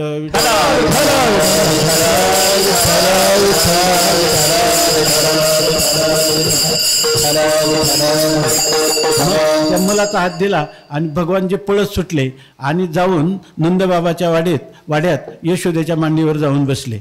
हातात ती गेली घेऊन आणि तिनं सांगितलं बघ तू म्हणते ना तुम्ही पकडून दाखवा आणि काय सांगता गाराने असं सांगता तुम्ही मोठ्या ढालगजा काय जे वाटेल असे बोलते. पण आज आणला का नाही मुलगा. परमात्मा कृष्ण यशोदेच्या मांडीवर होते आणि तिचा मुलगा तिच्या हातात होता. ते म्हणे तुला कुठेतरी मनोरुग्णाच्या डॉक्टरकडे न्यायला पाहिजे. तू एवढी कशी झाली की तुला तुझा स्वतःचा मुलगा ओळखत नाही आणि कृष्ण म्हणून तू याला गेला. कृष्ण पहा माझ्या मांडीवर उघड्या डोळ्यांनी पहा. आता बुरखा बाजूला सार. इथं स्त्रियांना स्त्रियांची लाज वाटत नसते. त्याला पहा म्हणे तू. आणि तेव्हा पाहिलं तर तिला एकदम पाण्यात पडली. काय आपल्याकडं कसं झालं ही गोष्ट. हा परमात्मा काय कोणालाच काही कळू देत नाही. कळू निधी मात काय करतो ते काही कळू देत नाही. त्यामुळं अशा अनेकांनी तक्रारी आणल्या पण यशोदेने मानली नाही. पण एक दिवस यशोदा माता जेव्हा मंथन करू लागल्या त्या खांबाला ती माथन जे आहे त्याच्यामध्ये रवी बांधले आणि ते मंथन करायला लागले. बराच वेळ झाला पाठीची वेळ घामाघूम झाल्या तरी लोणी काही येईना. म्हणून त्यांनी पूर्वीच्या काळाप्रमाणे उन्हवणी शिळवणी काय करून पाहिलं. लोणी काही निघत नाही. म्हणून हात घातला तर काहीतरी बुळबुळीत असं लागलं. ते काय हे म्हणून तिनं ते केसाला तिथे ते केस होते आणि तिनं असं वर काढलं तर परमात्मा डेऱ्यामध्ये होते. विठ्ठल विठ्ठल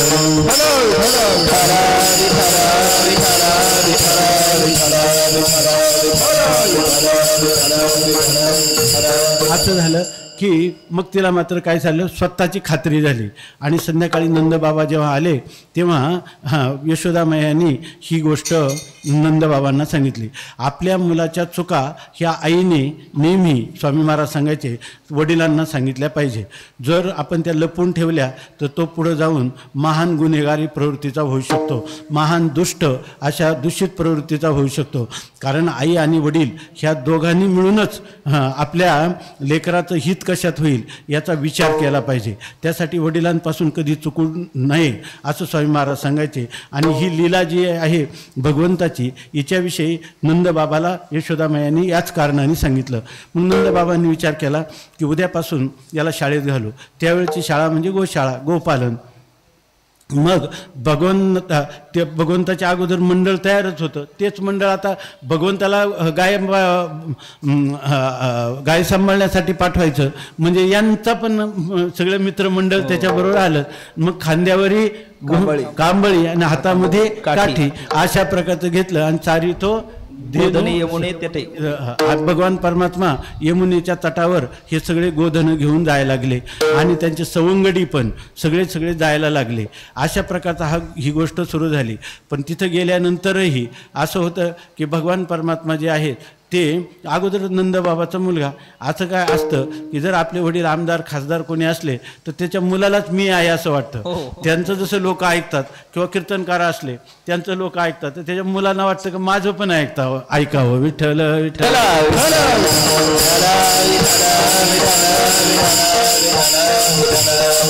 भगवान तिथे पुढारी पण करायला लागले.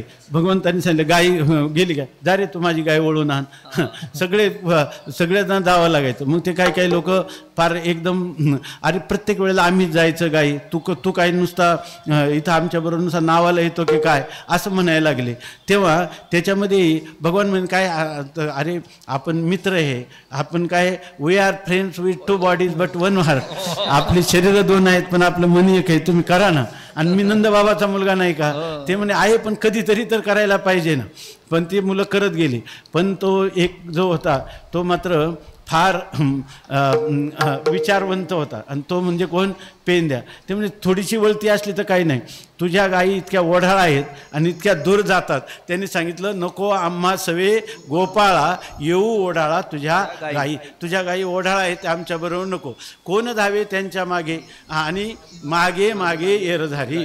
मागं त्यांच्या मागं जायचं पुन्हा त्यांना आणायचं. बरं तुझ्या गाया अशा आहेत की त्या ओढाळ गाय आहेत, आणले का लगेच परत जातात.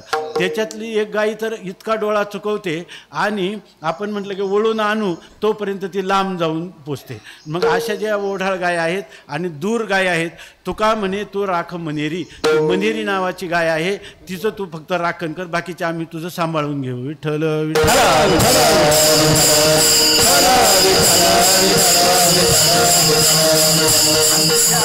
ज्या गायी आहेत ना त्या गाया आहेत मागे मागे एरधारी. कोण धावे त्यांच्या मागे. कोण पुन्हा जाईल. तुका धावती दाही 10 वाटा न बैसती एके ठाई. आपण म्हणलं आता थोडं खेळू आपण. आता या चरलेल्या गाय आहेत पण त्या तुझ्या गाया बरं एक नाही 10 गाय आहेत तुझ्या. म्हणजे पंचज्ञानेंद्रिय पंचकर्मेंद्रिय 10 सगळे बाहेरच धावतात. त्या ठिकाणी वेदामध्ये सांगितलेलं आहे की या ठिकाणी परांच खानी व्यतृणत स्वयंभू तस्मात परान पश्यती ना अंतरात्मन. इथं त्या आतमध्ये येतच नाही, अंतरंगात येतच नाही, सगळ्या बाहेरच धावतात. पण जाऊ दे धावतात त्या 10 आहे ना. आम्ही त्या कर्मेंद्रियाचा ज्ञानेंद्रियाचा निरोध करू. पण मन नावाची गाय आहे ती फारच ओढाळ आहे आणि ती बहुत चंचळ चपळ आणि जाता येता न लगे वेळ अशा प्रकारची ती गाय आहे. तेव्हा असं असेल नाही तर तू आमच्या कळपातून तू बाजूला होत. कानोबा कानोबा कानोबा कानोबा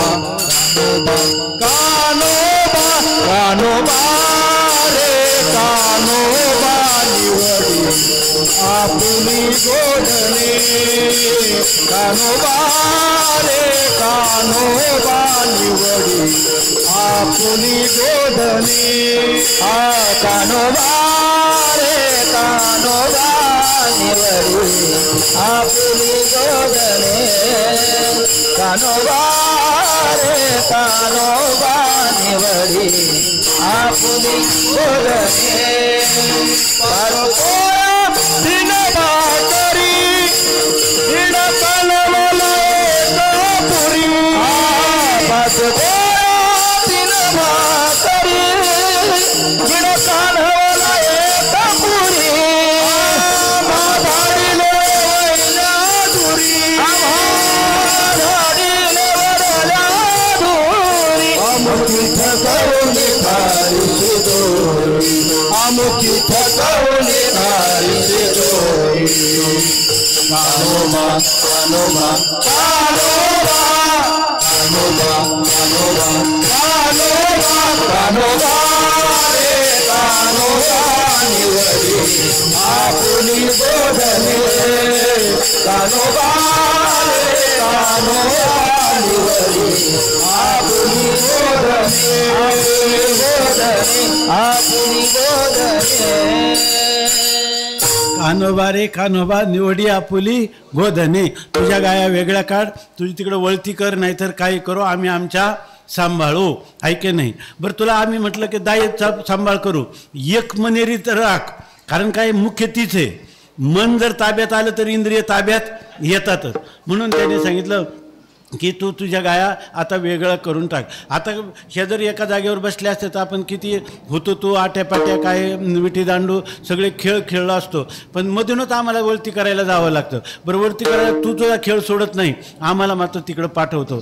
तेव्हा आता तुझ्या गायातून निवडून घे असं परमात्म्याला त्यांनी सांगितलं. शेवटी काय आहे खेळ मोडला. या ठिकाणी पुन्हा गाया दुपारी चारल्या.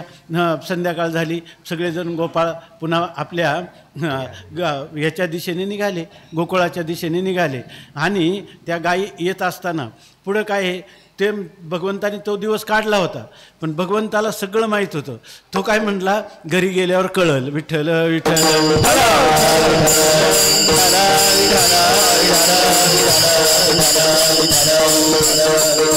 तुम्ही आता एवढे म्हणताना मला तुझ्या गाई बिगर तुझ्याशी संबंध नको. हां असं आहे ना. आता संध्याकाळी गेलो तुम्ही तुमच्या घरी आणि आम्ही आमच्या घरी. विठ्ठल विठ्ठल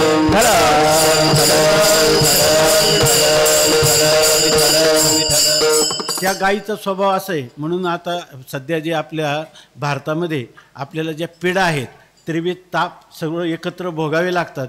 याचा कारण आपण गाईची सेवा आपल्याकडून कमी पडली. त्या गाईचा स्वभावच असा आहे. आता सगळ्यांना माहीत आहे, तो विषय इथं सांगायचा नाही, वेळही नाही. परंतु गाई हा अशा प्रकारचा प्राणी आहे किंवा गाई ही अशा प्रकारची देवता आहे की ती इतकी तिच्या ठिकाणी भावना ज्या आहेत ना, मनुष्य जातीतल्या आईपेक्षा वत्साविषयी गाईची भावना ही अधिक दृढ आहे, अधिक स्नेहमय अशा स्वरूपाची आहे, वात्सल्यमय स्वरूपाची आहे. गाईला इतकं कळतं गाईचा उद्या पाऊस पडणार की नाही, उद्या भूकंप होणार आहे की नाही, या ठिकाणी अतिवृष्टी होणार आहे का अनावृष्टी होणार आहे, हे गाईच्या व्यवहारातून कळू शकतं. विठ्ठल विठ्ठल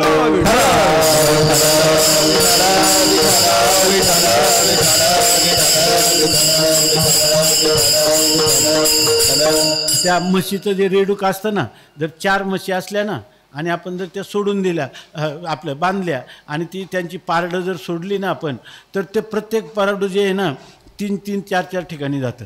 हां त्याला वाटतं की हीच आपली आहे, मग ती त्याला दूर सारते, मग दुसरीकडे जातं, ती दूर सारते, मग राहिलेली आपली आहे ती घेते. विठ्ठल विठ्ठल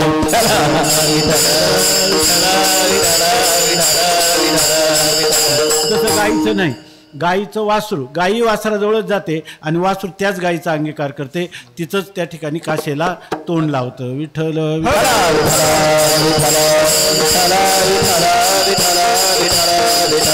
आणि ज्या वेळेला ही सर्व मंडळी ही मुलं खांद्यावर घोंगडी हातात काठी ह्या तिथे गाया आल्या आणि गावकुसाला गोकुळच्या आल्या तेव्हा गाया उधळत सुटल्या, कारण तिकडून त्यांच्या वत्साच्या हंबरडे यायला लागले.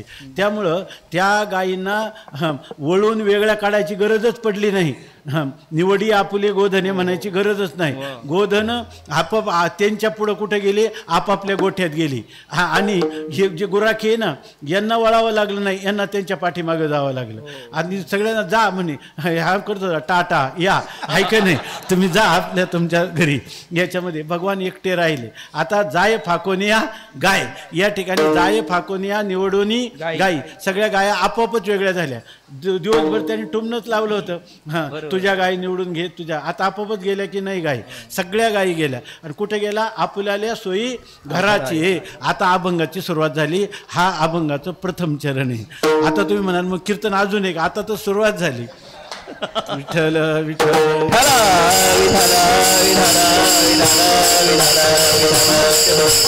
जाय फाकोनिया निवडोनी गाई, जाय फाकोनिया निवडोनी गाय, फाकोनिया निवडोनी गाई, जाय फाकोनिया निवडोनी गाई.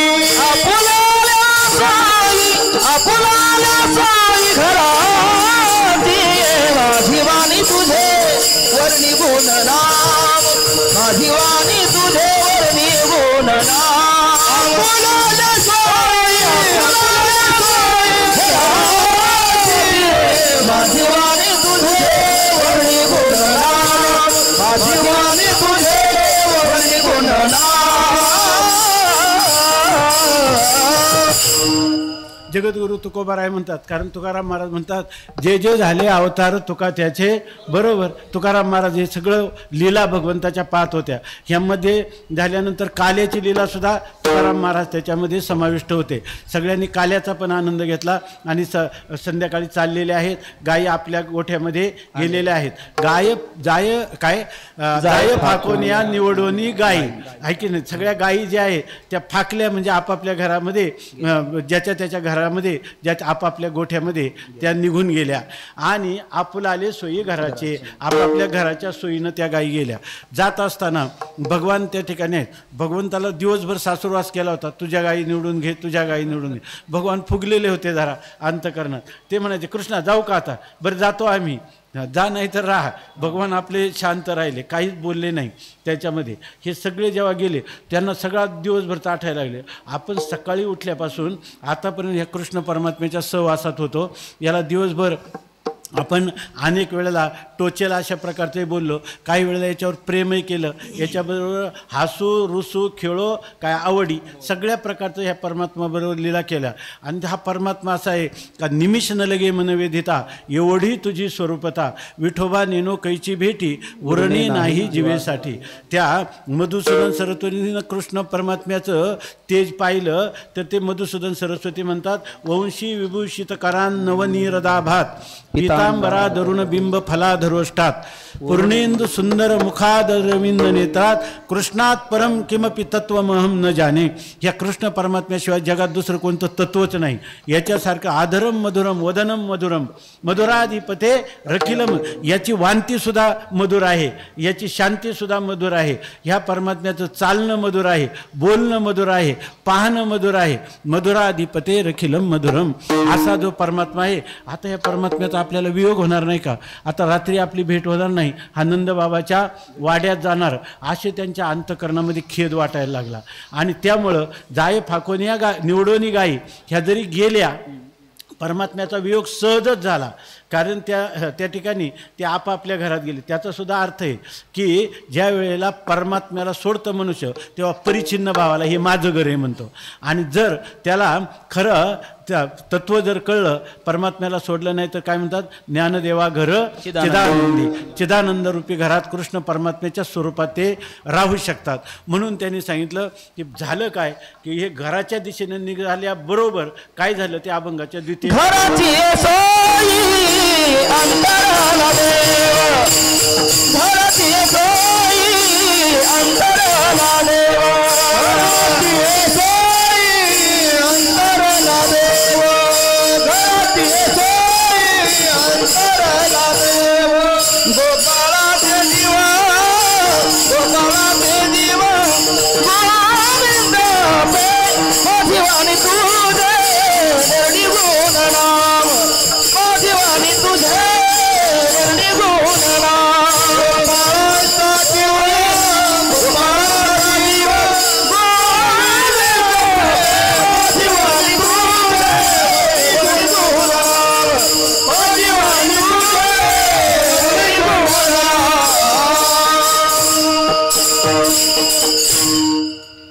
आता घराकडे निघाले म्हणजे परमात्म्याकडे पाठ झालं की नाही. घराची आपापल्या घरी निघाले. हां सर्व समूहामध्ये कृष्ण परमात्म्याला दिवसभर पाहत होते. हां त्याच्याशीच बोलत होते. वाणी त्याचंच वर्णन करत होती. डोळे त्यालाच पाहत होते. ते फक्त निमित्त होतं या ठिकाणी गाई चारण्याचं. पण त्यांना खरा पाहिजे होता परमात्म्याचा सहवास. या ठिकाणी परमात्म्या वाचून त्यांना करमत नव्हतं. जरी भांडत होते हसो रुसो खेळू काही असलं तरी ते परमात्म्याशी. म्हणून माणसाने जीवनाचा सर्व विषय जो आहे ना विषय तो त्यांचा झाला नारायण नावडे जनधन माता पिता असं त्या परमात्म्याचं सुख ते भोगत होते. आणि आता झालं काय घराची सोयी घराचा मार्ग धरला की अंतरला देव. त्या ठिकाणी जो व्यापक असणारा परमात्मा आहे सच्चिदानंद घन श्रीकृष्ण परमात्म्याचा त्याच्याशी त्यांचं अंतर पडलं, त्याचा वियोग झाला. आणि याचं कारण काय आहे गोपाळांचा जीव गोविंदापे. सगळे जे गोपाळ होते ना गोपाळ ह्याचं खूप मोठं चिंतन आहे. आपण थोडक्यात पाहू की याच्या ठिकाणी गोविंद गोंद शब्द जे आहे ना त्या गोच्या शब्दाचा गायी असा एक अर्थ आहे. आणि त्याचे लाक्षणिक अर्थ आहे गो म्हणजे आपल्याला भगवंतांनी दिलेली वाणी. दुसरा गो म्हणजे आपल्याला भगवंतांनी दिलेली इंद्रिय. आणि गो शब्दाचा एक अर्थ आहे वेद. वेद असा अर्थ आहे. मनुष्याला जर परमात्मा प्राप्ती पाहिजे असेल ना तर त्याने वाणीने अखंड भगवंताचं भजन केलं पाहिजे. वाणीने मी परमात्म्याचंच वर्णन करण्यात आहे. माझी वाणी तुझे वर्णी गुणनाम. आपलं जे इंद्रिय भगवंतांनी दिलेली ती सगळी इंद्रिय भगवंताकडे लावायची. घेई माझे वाचेन गोड नाम विठोबाचे. डोळे तुम्ही घ्या रे सुख पहा विठोबाचे मुख. मना तेथे धाव घेई राहे विठोबाचे पायी. तुका म्हणे जीवा नको सोडूया केशवा. ही इंद्रियांचं लावणं आहे. आणि तिसरं आपल्या जीवनात जर आपल्याला गो म्हणजे वेद. वेद सांगतो ना शराब मा पिबस्व मद्यपान करू नका. मेलं तरी चालेल पण करणार नाही. कलंजम मा भक्षयस्व मांसाशन करू नका करणार नाही. सत्यम वद जरी मी मरण पावलं मरण पत्करील पण सत्याला सोडणार नाही. अशी वेदाची आज्ञा जो पालन करतो ना त्याला गोविंदाचं कधीच अंतर पडत नाही. विठ्ठल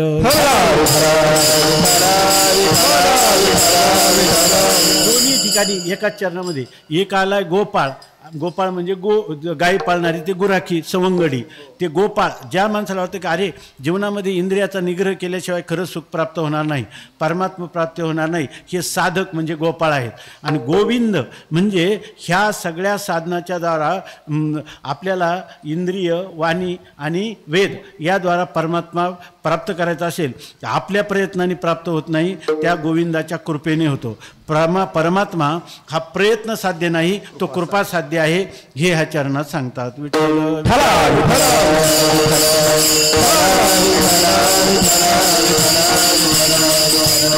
भागवतात वर्णन केलेलं आहे. जेव्हा कृष्ण परमात्म्याचा विरह व्हायचा ना, तेव्हा त्या ज्या गवळणी आहेत ना, त्या परमात्म्याने केलेल्या लीला त्याच्यातली एक व्हायची कृष्ण आणि एक व्हायची गोपी, दोन्ही गोपीच. परंतु काही करून त्या परमात्म्याच्या गुणांचं वर्णन, त्याच्या लीलाचं वर्णन, त्याचं नामसंकीर्तन, त्याचं स्वरूप संकीर्तन याच्यातच त्या रात्र घालवायच्या. असं कारण त्यांना शरीराने दूर असायच्या, परंतु त्या ठिकाणी कोणी सुना, कोणी लेकी, कोणी एकी स्वतंत्रा, अवघी यांची जगनिंद झाली धिंद पारिकी. परंतु या ठिकाणी त्यांना रात्रंदिवस परमात्म्याचं चिंतन होत होतं. म्हणून सांगतात की या ठिकाणी घराची सोयी अंतरला जेव आणि गोविंद काय गोपाळांचा जीव गोविंदापे. त्यांचं मन करे, शरीर जे आहे ते आपापल्या घरांमध्ये होतं, पण मन कुठं होतं? परमात्म्याकडं. आणि परमात्म्याला दुसरं काय लागत नाही. मन हे गोविंदे आणि देह काम करी हो. मला वाटतं निळोबारायांची तुकोबारायांचे मन हे सुरुवात काय त्याची? विठ्ठल विठ्ठल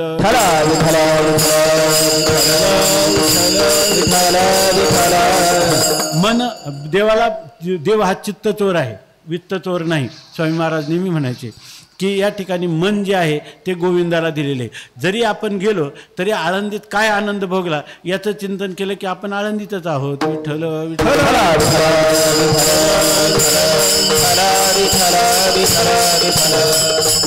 आणि खरं काय आहे माहिती आहे का? आपला संप्रदाय, आपले आचार्य कोणी? जगद्गुरु तुकाराम महाराज. त्यांनी जो माणूस पारमार्थिक आहे ना, त्यांनी देवाच्या भेट कधी होईल याच्यासाठी फार चिंता करू नये, देवाचं चिंतन कसं होईल याची चिंता करावी. विठ्ठल विठ्ठल.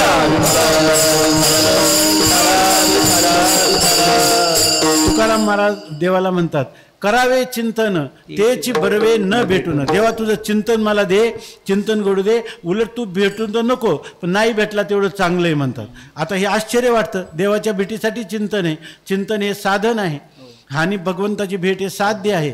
परंतु तुकाराम महाराज म्हणतात मला चिंतन हे साध्य, कारण चिंतनात जो काळ जातो, चिंतने सरे तो धन्य धन्य काळ आणि सकळ मंगळ मंगळाचे, अशा प्रकारची स्थिती आहे. म्हणून बरवा अंगी राहे भाव आणि तंग तोची जाणा जीव. माझ्या अंतकरणात श्रद्धा असावी, प्रेम असावं, तुझं भजन करावं, रात्र न कळे दिवस न कळे, अंगी खेळे दैवत हे. तुझी भेटली ना, किती प्रिय व्यक्ती जर भेटला ना, पहिल्या क्षणी जो आनंद असतो तो दुसऱ्या क्षणी राहत नाही, 8 दिवसांनी राहत नाही. नंतर त्याला म्हणतो तू जरा बाहेर जातो का? मला जास्त काय कंटाळवानं करू नये. जवळचा मित्र आई मुलाला किंवा मुलगा आईला म्हणू शकतो, अशी स्थिती. परमात्मा जर नसला तर दुरून त्याचं चिंतन जेवढं होतं ते चिंतन मला घडावं म्हणून तुकोबाराय म्हणतात. तसं इथं काय झालं, ते गोप जे होते ना, ते गोपांची तिकडे गोपींची जशी स्थिती आहे की तो परमात्मा सगळे आपल्या घरावरून कधी जाईल, त्याच्या वासरं सुटण्याची वेळ कधी होईल, पाठेपासूनच त्यांना तळमळ लागत होती. आणि तिकडं जर परमात्मा यमुनेकडे गेला तर भरीला उलंडून रीता करी घट, मिस पानियाचे गोविंदाची चट, चाले झडझडा उसंतुनी वाट, पाहे पाळतोनी उभा तोची निटव, अशा प्रकारची स्थिती त्यांची झालेली होती. तेव्हा ह्या गोपांचीही परमात्म्याच्या विरहामध्ये अशाच प्रकारची स्थिती झालेली आहे की झालेला आहे वियोग, परंतु त्या वियोगामध्ये सारखं चिंतन कोणाचं चालू आहे? मग परमात्म्याचं चिंतन हाच खरा परमात्म्याशी संयोग आहे. आपण मंदिरात गेलो आणि मंदिरात त्या इष्टदेवतेचं दर्शन घेतलं आणि आपलं मन दुसऱ्या ठिकाणी असेल तर ते खरं दर्शनच नाही. आणि आपण बाहेर असू आणि आपलं मन जर भगवताकार झाला असेल तेच त्याचं खरं दर्शन आहे. तेव्हा वियोगामध्ये तुझा तो संयोग आहे आणि हा संयोगामध्ये काय आहे? वियोग आहे. तेव्हा जगद्गुरु तुकोबाराय या अभंगाच्या शेवटच्या चरणामध्ये हा वियोगामध्ये संयोग कसा आहे हे सांगतो. गोविंद तुका गोविंद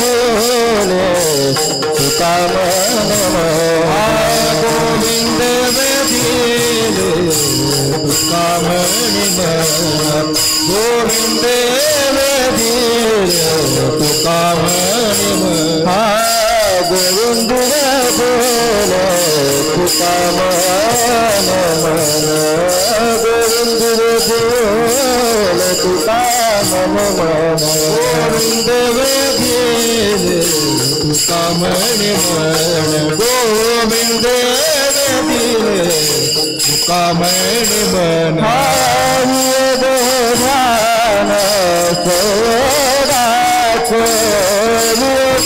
ध्यान सोडाचो माझवान तुझे वरणी गुणनाम माझवान तुझे वरणी गुणनाम वियोगे ध्यान संयोगाचे वियोगे ध्यान संयोगाचे माझी वाणी तुझे वर्णी गुणनाम माझी वाणी तुझे वर्णी गुणनाम सदैव प्रेम ताळे कळा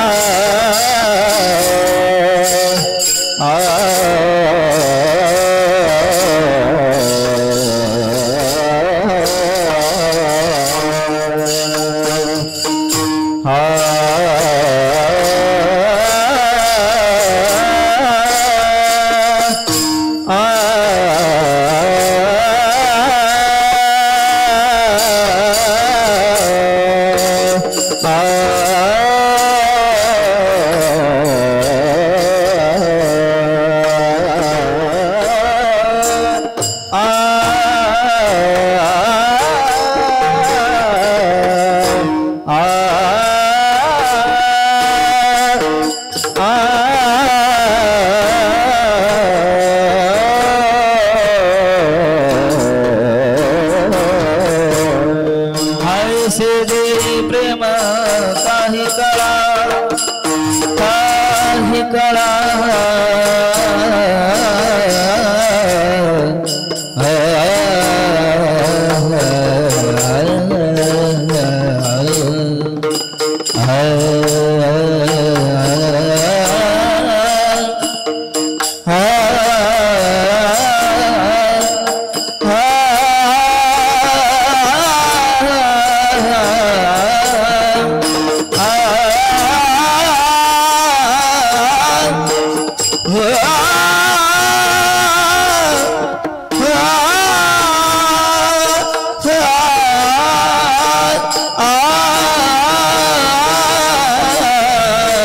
ऐसे देई प्रेम काही करा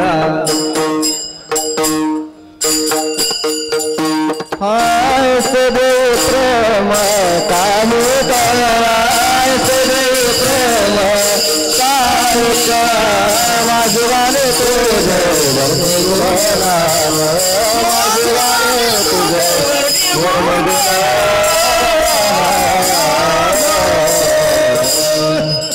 गोविंदे वेधिले तुका म्हणे मन. त्या गोविंद परमात्म्याने त्या सगळ्या गोपाळांचं मन असं वेधून घेतलं होतं की त्याच्याशिवाय त्यांना एक क्षण हा एखाद्या युगासारखा वाटत होता. त्रुटी युगा येते त्वाम अपश्यताम. त्या भगवंताला पाहिलं नाही की त्यांना पापणी जी खाली व्हायला जो वेळ लागतो हे सुद्धा सहन होत नव्हते. म्हणे त्या पापण्या कोणी केल्या? म्हणे ब्रह्मदेवाने. ते काय म्हणे तो ब्रह्मदेव किती बुद्ध आहे, त्यांनी माणसाला पापण्या कशाला केल्या? नाहीतर पापण्या असल्यामुळे आम्हाला क्षणभर परमात्म्याला पाहता येत नाही. तशीच त्या गोपाळांची देखील स्थिती होती. म्हणून गोविंदे वेधिले तुका म्हणे मन. आणि वियोगे ही ध्यान संयोगाचे. परमात्म्याचा जरी वियोग शरीराने असला पण त्यांचं मन जे आहे ते मन कायम त्या परमात्म्याच्या संबंधात होतं, संयोगात होतं. अशा प्रकारची स्थिती आहे. स्वामी अखंडानंदांनी मला वाटतं गोपीगीतामध्ये एक उदाहरण दिलं आहे की एकदा भगवान परमात्मा श्रीकृष्ण आणि राधेची भेट झाली. भेट झाल्यानंतर बऱ्याच काळाने भेट झाली. त्या भेट झाल्यावर भगवंताचं सहज लक्ष गेलं तर तिच्या हाताला एक जखम झालेली होती आणि त्याच्यातून रक्त पाझरत होतं. जवळजवळ 6 महिन्यांनी त्यांची भेट झाली होती आणि ते रक्त पाझरत होतं. पाहिलं तर त्यांनी सांगितलं की तुला हे गोपी तुला कोणत्या प्रकारे भगवान राधा हे नाव घेत नाही, भागवताचंही नाव आलं नाही, आलं तर तिथं आराधिका म्हणतात, राधिका नाही आराधिका. असं ते तोंडाने ते नाव घेणं किंवा वर्णन करण्यासारखंच नाही. ते प्रेम जे आहे अवर्णनीय अलोट प्रेम आहे, ते शब्दातीत प्रेम आहे. तेव्हा त्या गोपीला म्हणतात की अरे तुला काय लागलं, काय जखम झाली? तर ते म्हणे हो झाली. कशाची जखम झाली? म्हणे तुमचीच जखम झाली. ते म्हणे माझी तुझी भेटच 6 महिन्यात झाली नाही. ते म्हणे 6 महिन्यापूर्वी भेटीमध्ये तुमचं नख मला लागलं होतं आणि त्यामुळे ती जखम झाली. मग 6 महिने कुठं जखम राहते का? तुला काही मधुमेह झाला आहे का, डायबिटीस आहे का? हां, तर काही नाही. आणि मग ही जखम कशी राहील? ते म्हणे काही नाही. 3 दिवसांनी जेव्हा ही खपली येते, जखम बरी व्हायला लागते, तेव्हा मी ती हाताने पुन्हा काढून टाकते, नखाने ती खपली मी ओरबडून काढते. कारण त्यावेळेला पुन्हा जे रक्त येतं तेव्हा मला तुझं स्मरण होतं की भगवंताने केलेली ही जखम आहे आणि त्यासाठी मी हिला जपून ठेवलेलं आहे. जखम असणं हेच तुझं काय चिंतन होतं, त्यानिमित्ताने हे फल आहे. तसं इथं म्हणतात वियोगे ही ध्यान संयोगाचे. जरी वियोग झाला तरी याचं काय संयोगाचं ध्यान आहे. आता आपल्या ह्या अभंगाचं चिंतन झालेलं आहे. अभंग पहिल्यांदा घेतला. अभंग काय आमचं सगळं काय पाठांतर नसतं, म्हणून इथं फेटा पण दुसऱ्यानेच बांधावं लागतं. तुका म्हणे तुम्ही उदार कृपाळ आणि शृंगारिले बाळ कौतुके. तसं इथं यांनी आमच्या पुरुषोत्तम महाराजांनी रवी महाराजांनी इथं अभंग, कारण एखादं विसरून गेलं तर काय असं नको व्हायला, आणि म्हणून त्या अभंगाचं चिंतन आपल्याला करायचं होतं.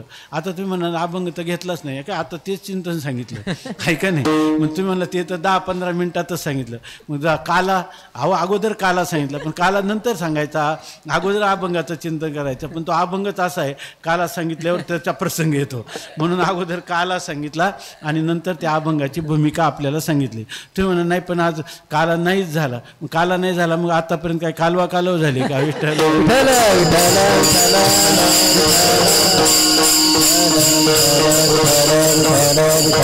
असो. या ठिकाणी ही जगद्गुरू तुकोबरायांचा जो अभंग आहे, जाय फाकोनिया निवडोनी गाई आपलाले सोयी घराची, घराची सोयी अंतरला देव, गोपाळांचा जीव गोविंदापे, गोविंदे विधिले तुका म्हणे मन, वियोगे ही ध्यान संयोगाचे. आपलं जीवन ह्या अभंगासारखं व्हावं आणि म्हणून या ठिकाणी आपण आज जे आहे ह्या हे जे स्मृतिस्थल आहे किंवा हे जे पावन क्षेत्र आहे, या ठिकाणी याचे अधिष्ठात्री देवता सिद्धेश्वर महाराज, संत अधिष्ठात्री देवता ज्ञानोबाराय, तुकोबाराय आणि या ठिकाणी असणारे हे जे काही आपल्या ह्या 2 देवता मागे पुढे उभा आहे सांभाळित असे असणारे या ठिकाणी स्वानंद सुखनिवासी प्रातस्मरणीय वंदनीय गुरुवर्य बाबा आणि गुरुवर्य भोसले बाबा यांच्या सत्तेतून अशी प्रार्थना करू की मरणाच्या 1 क्षण का होईनापूर्वी आम्हाला ह्या अभंगात असणारी भूमिका आम्हाला स्वानुभवाने ही ज्ञात व्हावी किंवा स्वानुभव याचा यावा आणि मग आमचा देह पडावा. आणि तोपर्यंत ही स्थिती येण्यासाठी अंतकालेच मामेव स्मरण मुक्त्वा कलेवरम य प्रयाती समद्भावम याती नास्त्यत्र संशया. भगवंता तुझं हे आम्हाला आश्वासन आहे. आमचं कार्य एवढंच आहे की अंतकाली आठवण्यासाठी जी आम्ही आयुष्यभर भजन जर केलं तर शेवटी आम्हाला तू साक्षात येऊन आमचा आत्मबोधाच्या पिंजऱ्यात आम्हाला ठेवशील आणि तेच तू करावं म्हणून आम्ही तुझ्या चरणी ही अशा प्रकारची प्रार्थना करीत आहोत. आणि हे जे झालेलं चिंतन आहे हे वास्तविक आम्ही काही कीर्तनकार प्रवचनकार नाही, याच्यामध्ये हे सगळे गान कोकिळ आहेत. आम्हाला कावळ्याची त्याला काय म्हणतात काग गायनाची कळासुद्धा येत नाही या ठिकाणी, पण सर्वांचं प्रेम म्हणून या ठिकाणी जसं सुहासिनीबाईनं कुंकवाला नाही म्हणू नये तसं कधी कधी आम्ही कीर्तन करीत असतो. तर त्याच्यामध्ये ही झालेली सेवा आहे ही गुरुवर्य बाबांच्या चरणी आणि मातृपितृतुल्य असणारे हे जे सज्जन आणि साध्वी या ठिकाणी आहेत, ह्या सर्वांचा आशीर्वाद आम्हाला मिळावेत. आता ह्या गोष्टी हातवारी करून आम्ही बोलतो ह्या सगळ्या आमच्या ओठात असतात. आपल्या कृपेने आम्हाला इथं संतांच्या दरबारात राहायला मिळतं, सद्ग्रंथाचं वाचन होतं, महापुरुषांचं काय आश्रवण घडतं. त्यामुळे ह्या गोष्टी जसा इतिहासाचा भूगोलाचा अभ्यास केल्यावर बोलता येतात तशा आम्हालाही बोलता येतात. पण ह्या सगळ्या गोष्टी ओठात असतील, पोटात असतील असं नाही. मग तुम्ही कशाला हातवारी करून सांगता? ते याच्यासाठी सांगायचं की ही फुलं जर माऊली स्वरूप असणाऱ्या आपल्या चरणी श्रोत्यांच्या श्रोतृवृंदाच्या चरणी समर्पित केली तर त्यांच्याकडं आम्हाला या निमित्ताने भिक्षा मागण्याचा अधिकार प्राप्त व्हावा, की ह्या ओठातल्या ज्या गोष्टी आहेत त्या आमच्या पोटात जाव्या अशी त्यांच्या ठिकाणी भिक्षा मागायची. म्हणून ही झालेली ही शब्दरूपी सेवा पुन्हा एकदा माऊलींच्या चरणी समर्पित करू. आता काल्याचा अभंग होईल आणि यानंतर आरती होऊन कार्यक्रम समाप्त होईल. विठोबार खुमाई विठोबार खुमाई विठोबार खुमाई बार खुमाई बार खुमाई बार खुमाई विठोबार खुमाई विठोबार खुमाई विठोबार खुमाई विठोबार खुमाई ज्ञानेश्वर माऊली ज्ञानराज माऊली तुकाराम ज्ञानेश्वर माऊली ज्ञानराज माऊली तुकाराम विठ्ठल जय विठ्ठल विठ्ठल जय विठ्ठल जय विठ्ठल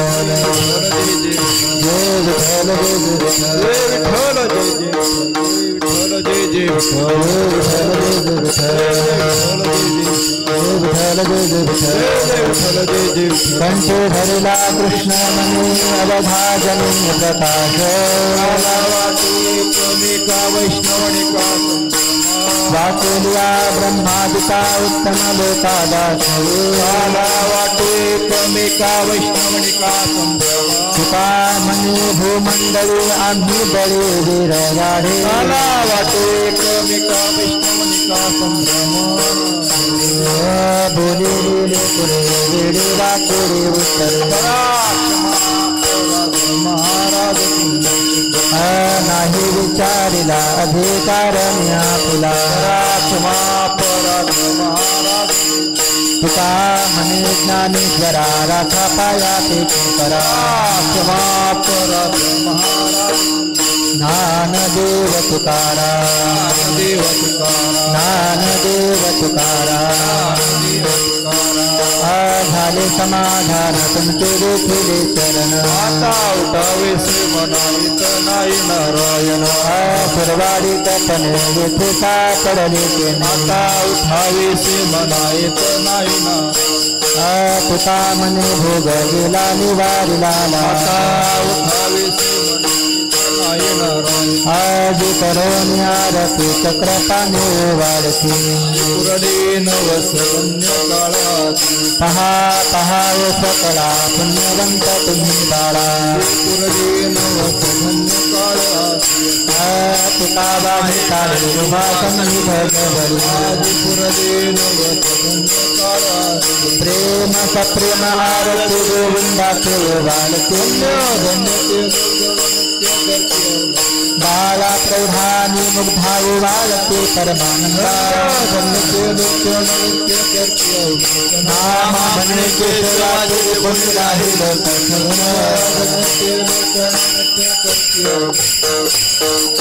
ज्ञान राजा महाकैवल्य तेजा सेवित साधु संत मनोवेदला ज्ञान राजा अवतार पांडुरंग ज्ञान राजा महाकैवल्य तेजा सेवित साधु संत मनोवेदला माझा ज्ञान राजा प्रगट बुझ बोले विश्व ब्रह्म केले राम जनार्दन साई तत्त ठेले आरती ज्ञान राजा मनोरंजला माझा ज्ञान राजा आरती तुकाराम सद्गुरु राम सच्चिदानंद मूर्ती राघव्या भारती तुकाराम राम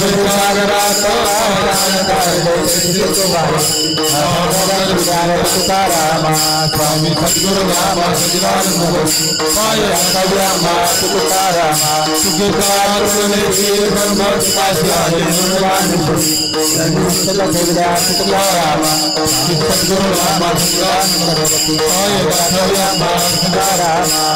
आरती कुंडाजी बाबा महाकैवल्यला ठेवतो पायी माता कृपा सारियाचा आरती कुंडाजी बाबा प्रपंचानाथी त्यागाची मूर्ती अखंड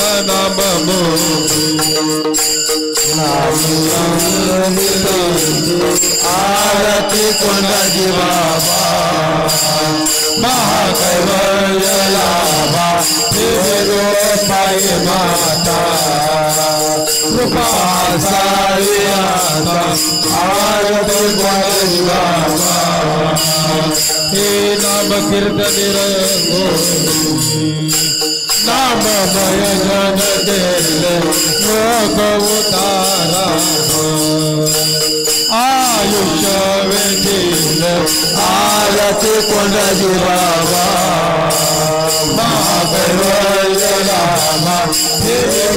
पायी माता कृपा सारियाचा आरती कुंडाजी बाबा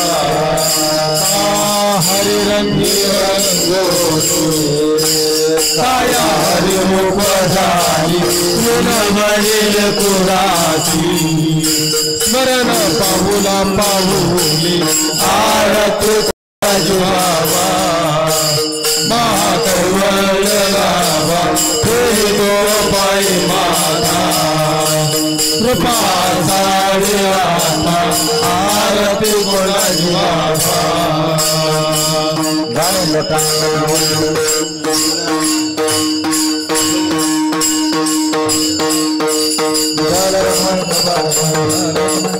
हेची भावे माझ्या हरीचा भार करे वारी चुकून दे हरी संग सर्व काळ अखंड प्रेमाचा सुकाल हरीचा भार करे वारी चुकून दे हरी चंद्रभागेष्णात मागे हेची दान हरीचा भार करे वारी चुकून दे हरी विठ्ठल रुक्माई ठोपा रुक्माई अकल्पायुष्य भावे तया कल्पनेची बाधा न हो मंडळी सुखी असो अहंकाराचा वारा न लागो राजसा नामा म्हणे तया सावे कल्याण पांडुर मागणे ते एक तुझ प्रती आहे निरवी हेची मज दे तुझे काही न मागो देवा तुका म्हणे आता उदार तू होये मजे देवी पायी संतांची या संतांसी निर्वी हेची मज दे आणि तुझे काही न मागो देवा ज्ञानदेव तुकाराम ज्ञानदेव तुकाराम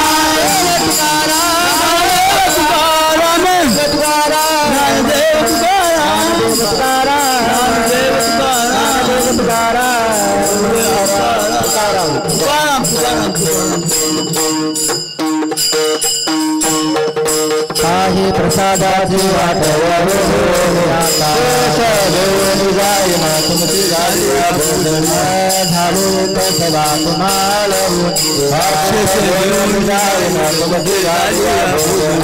तुका म्हणे चित्त करुणी राहिलो निवास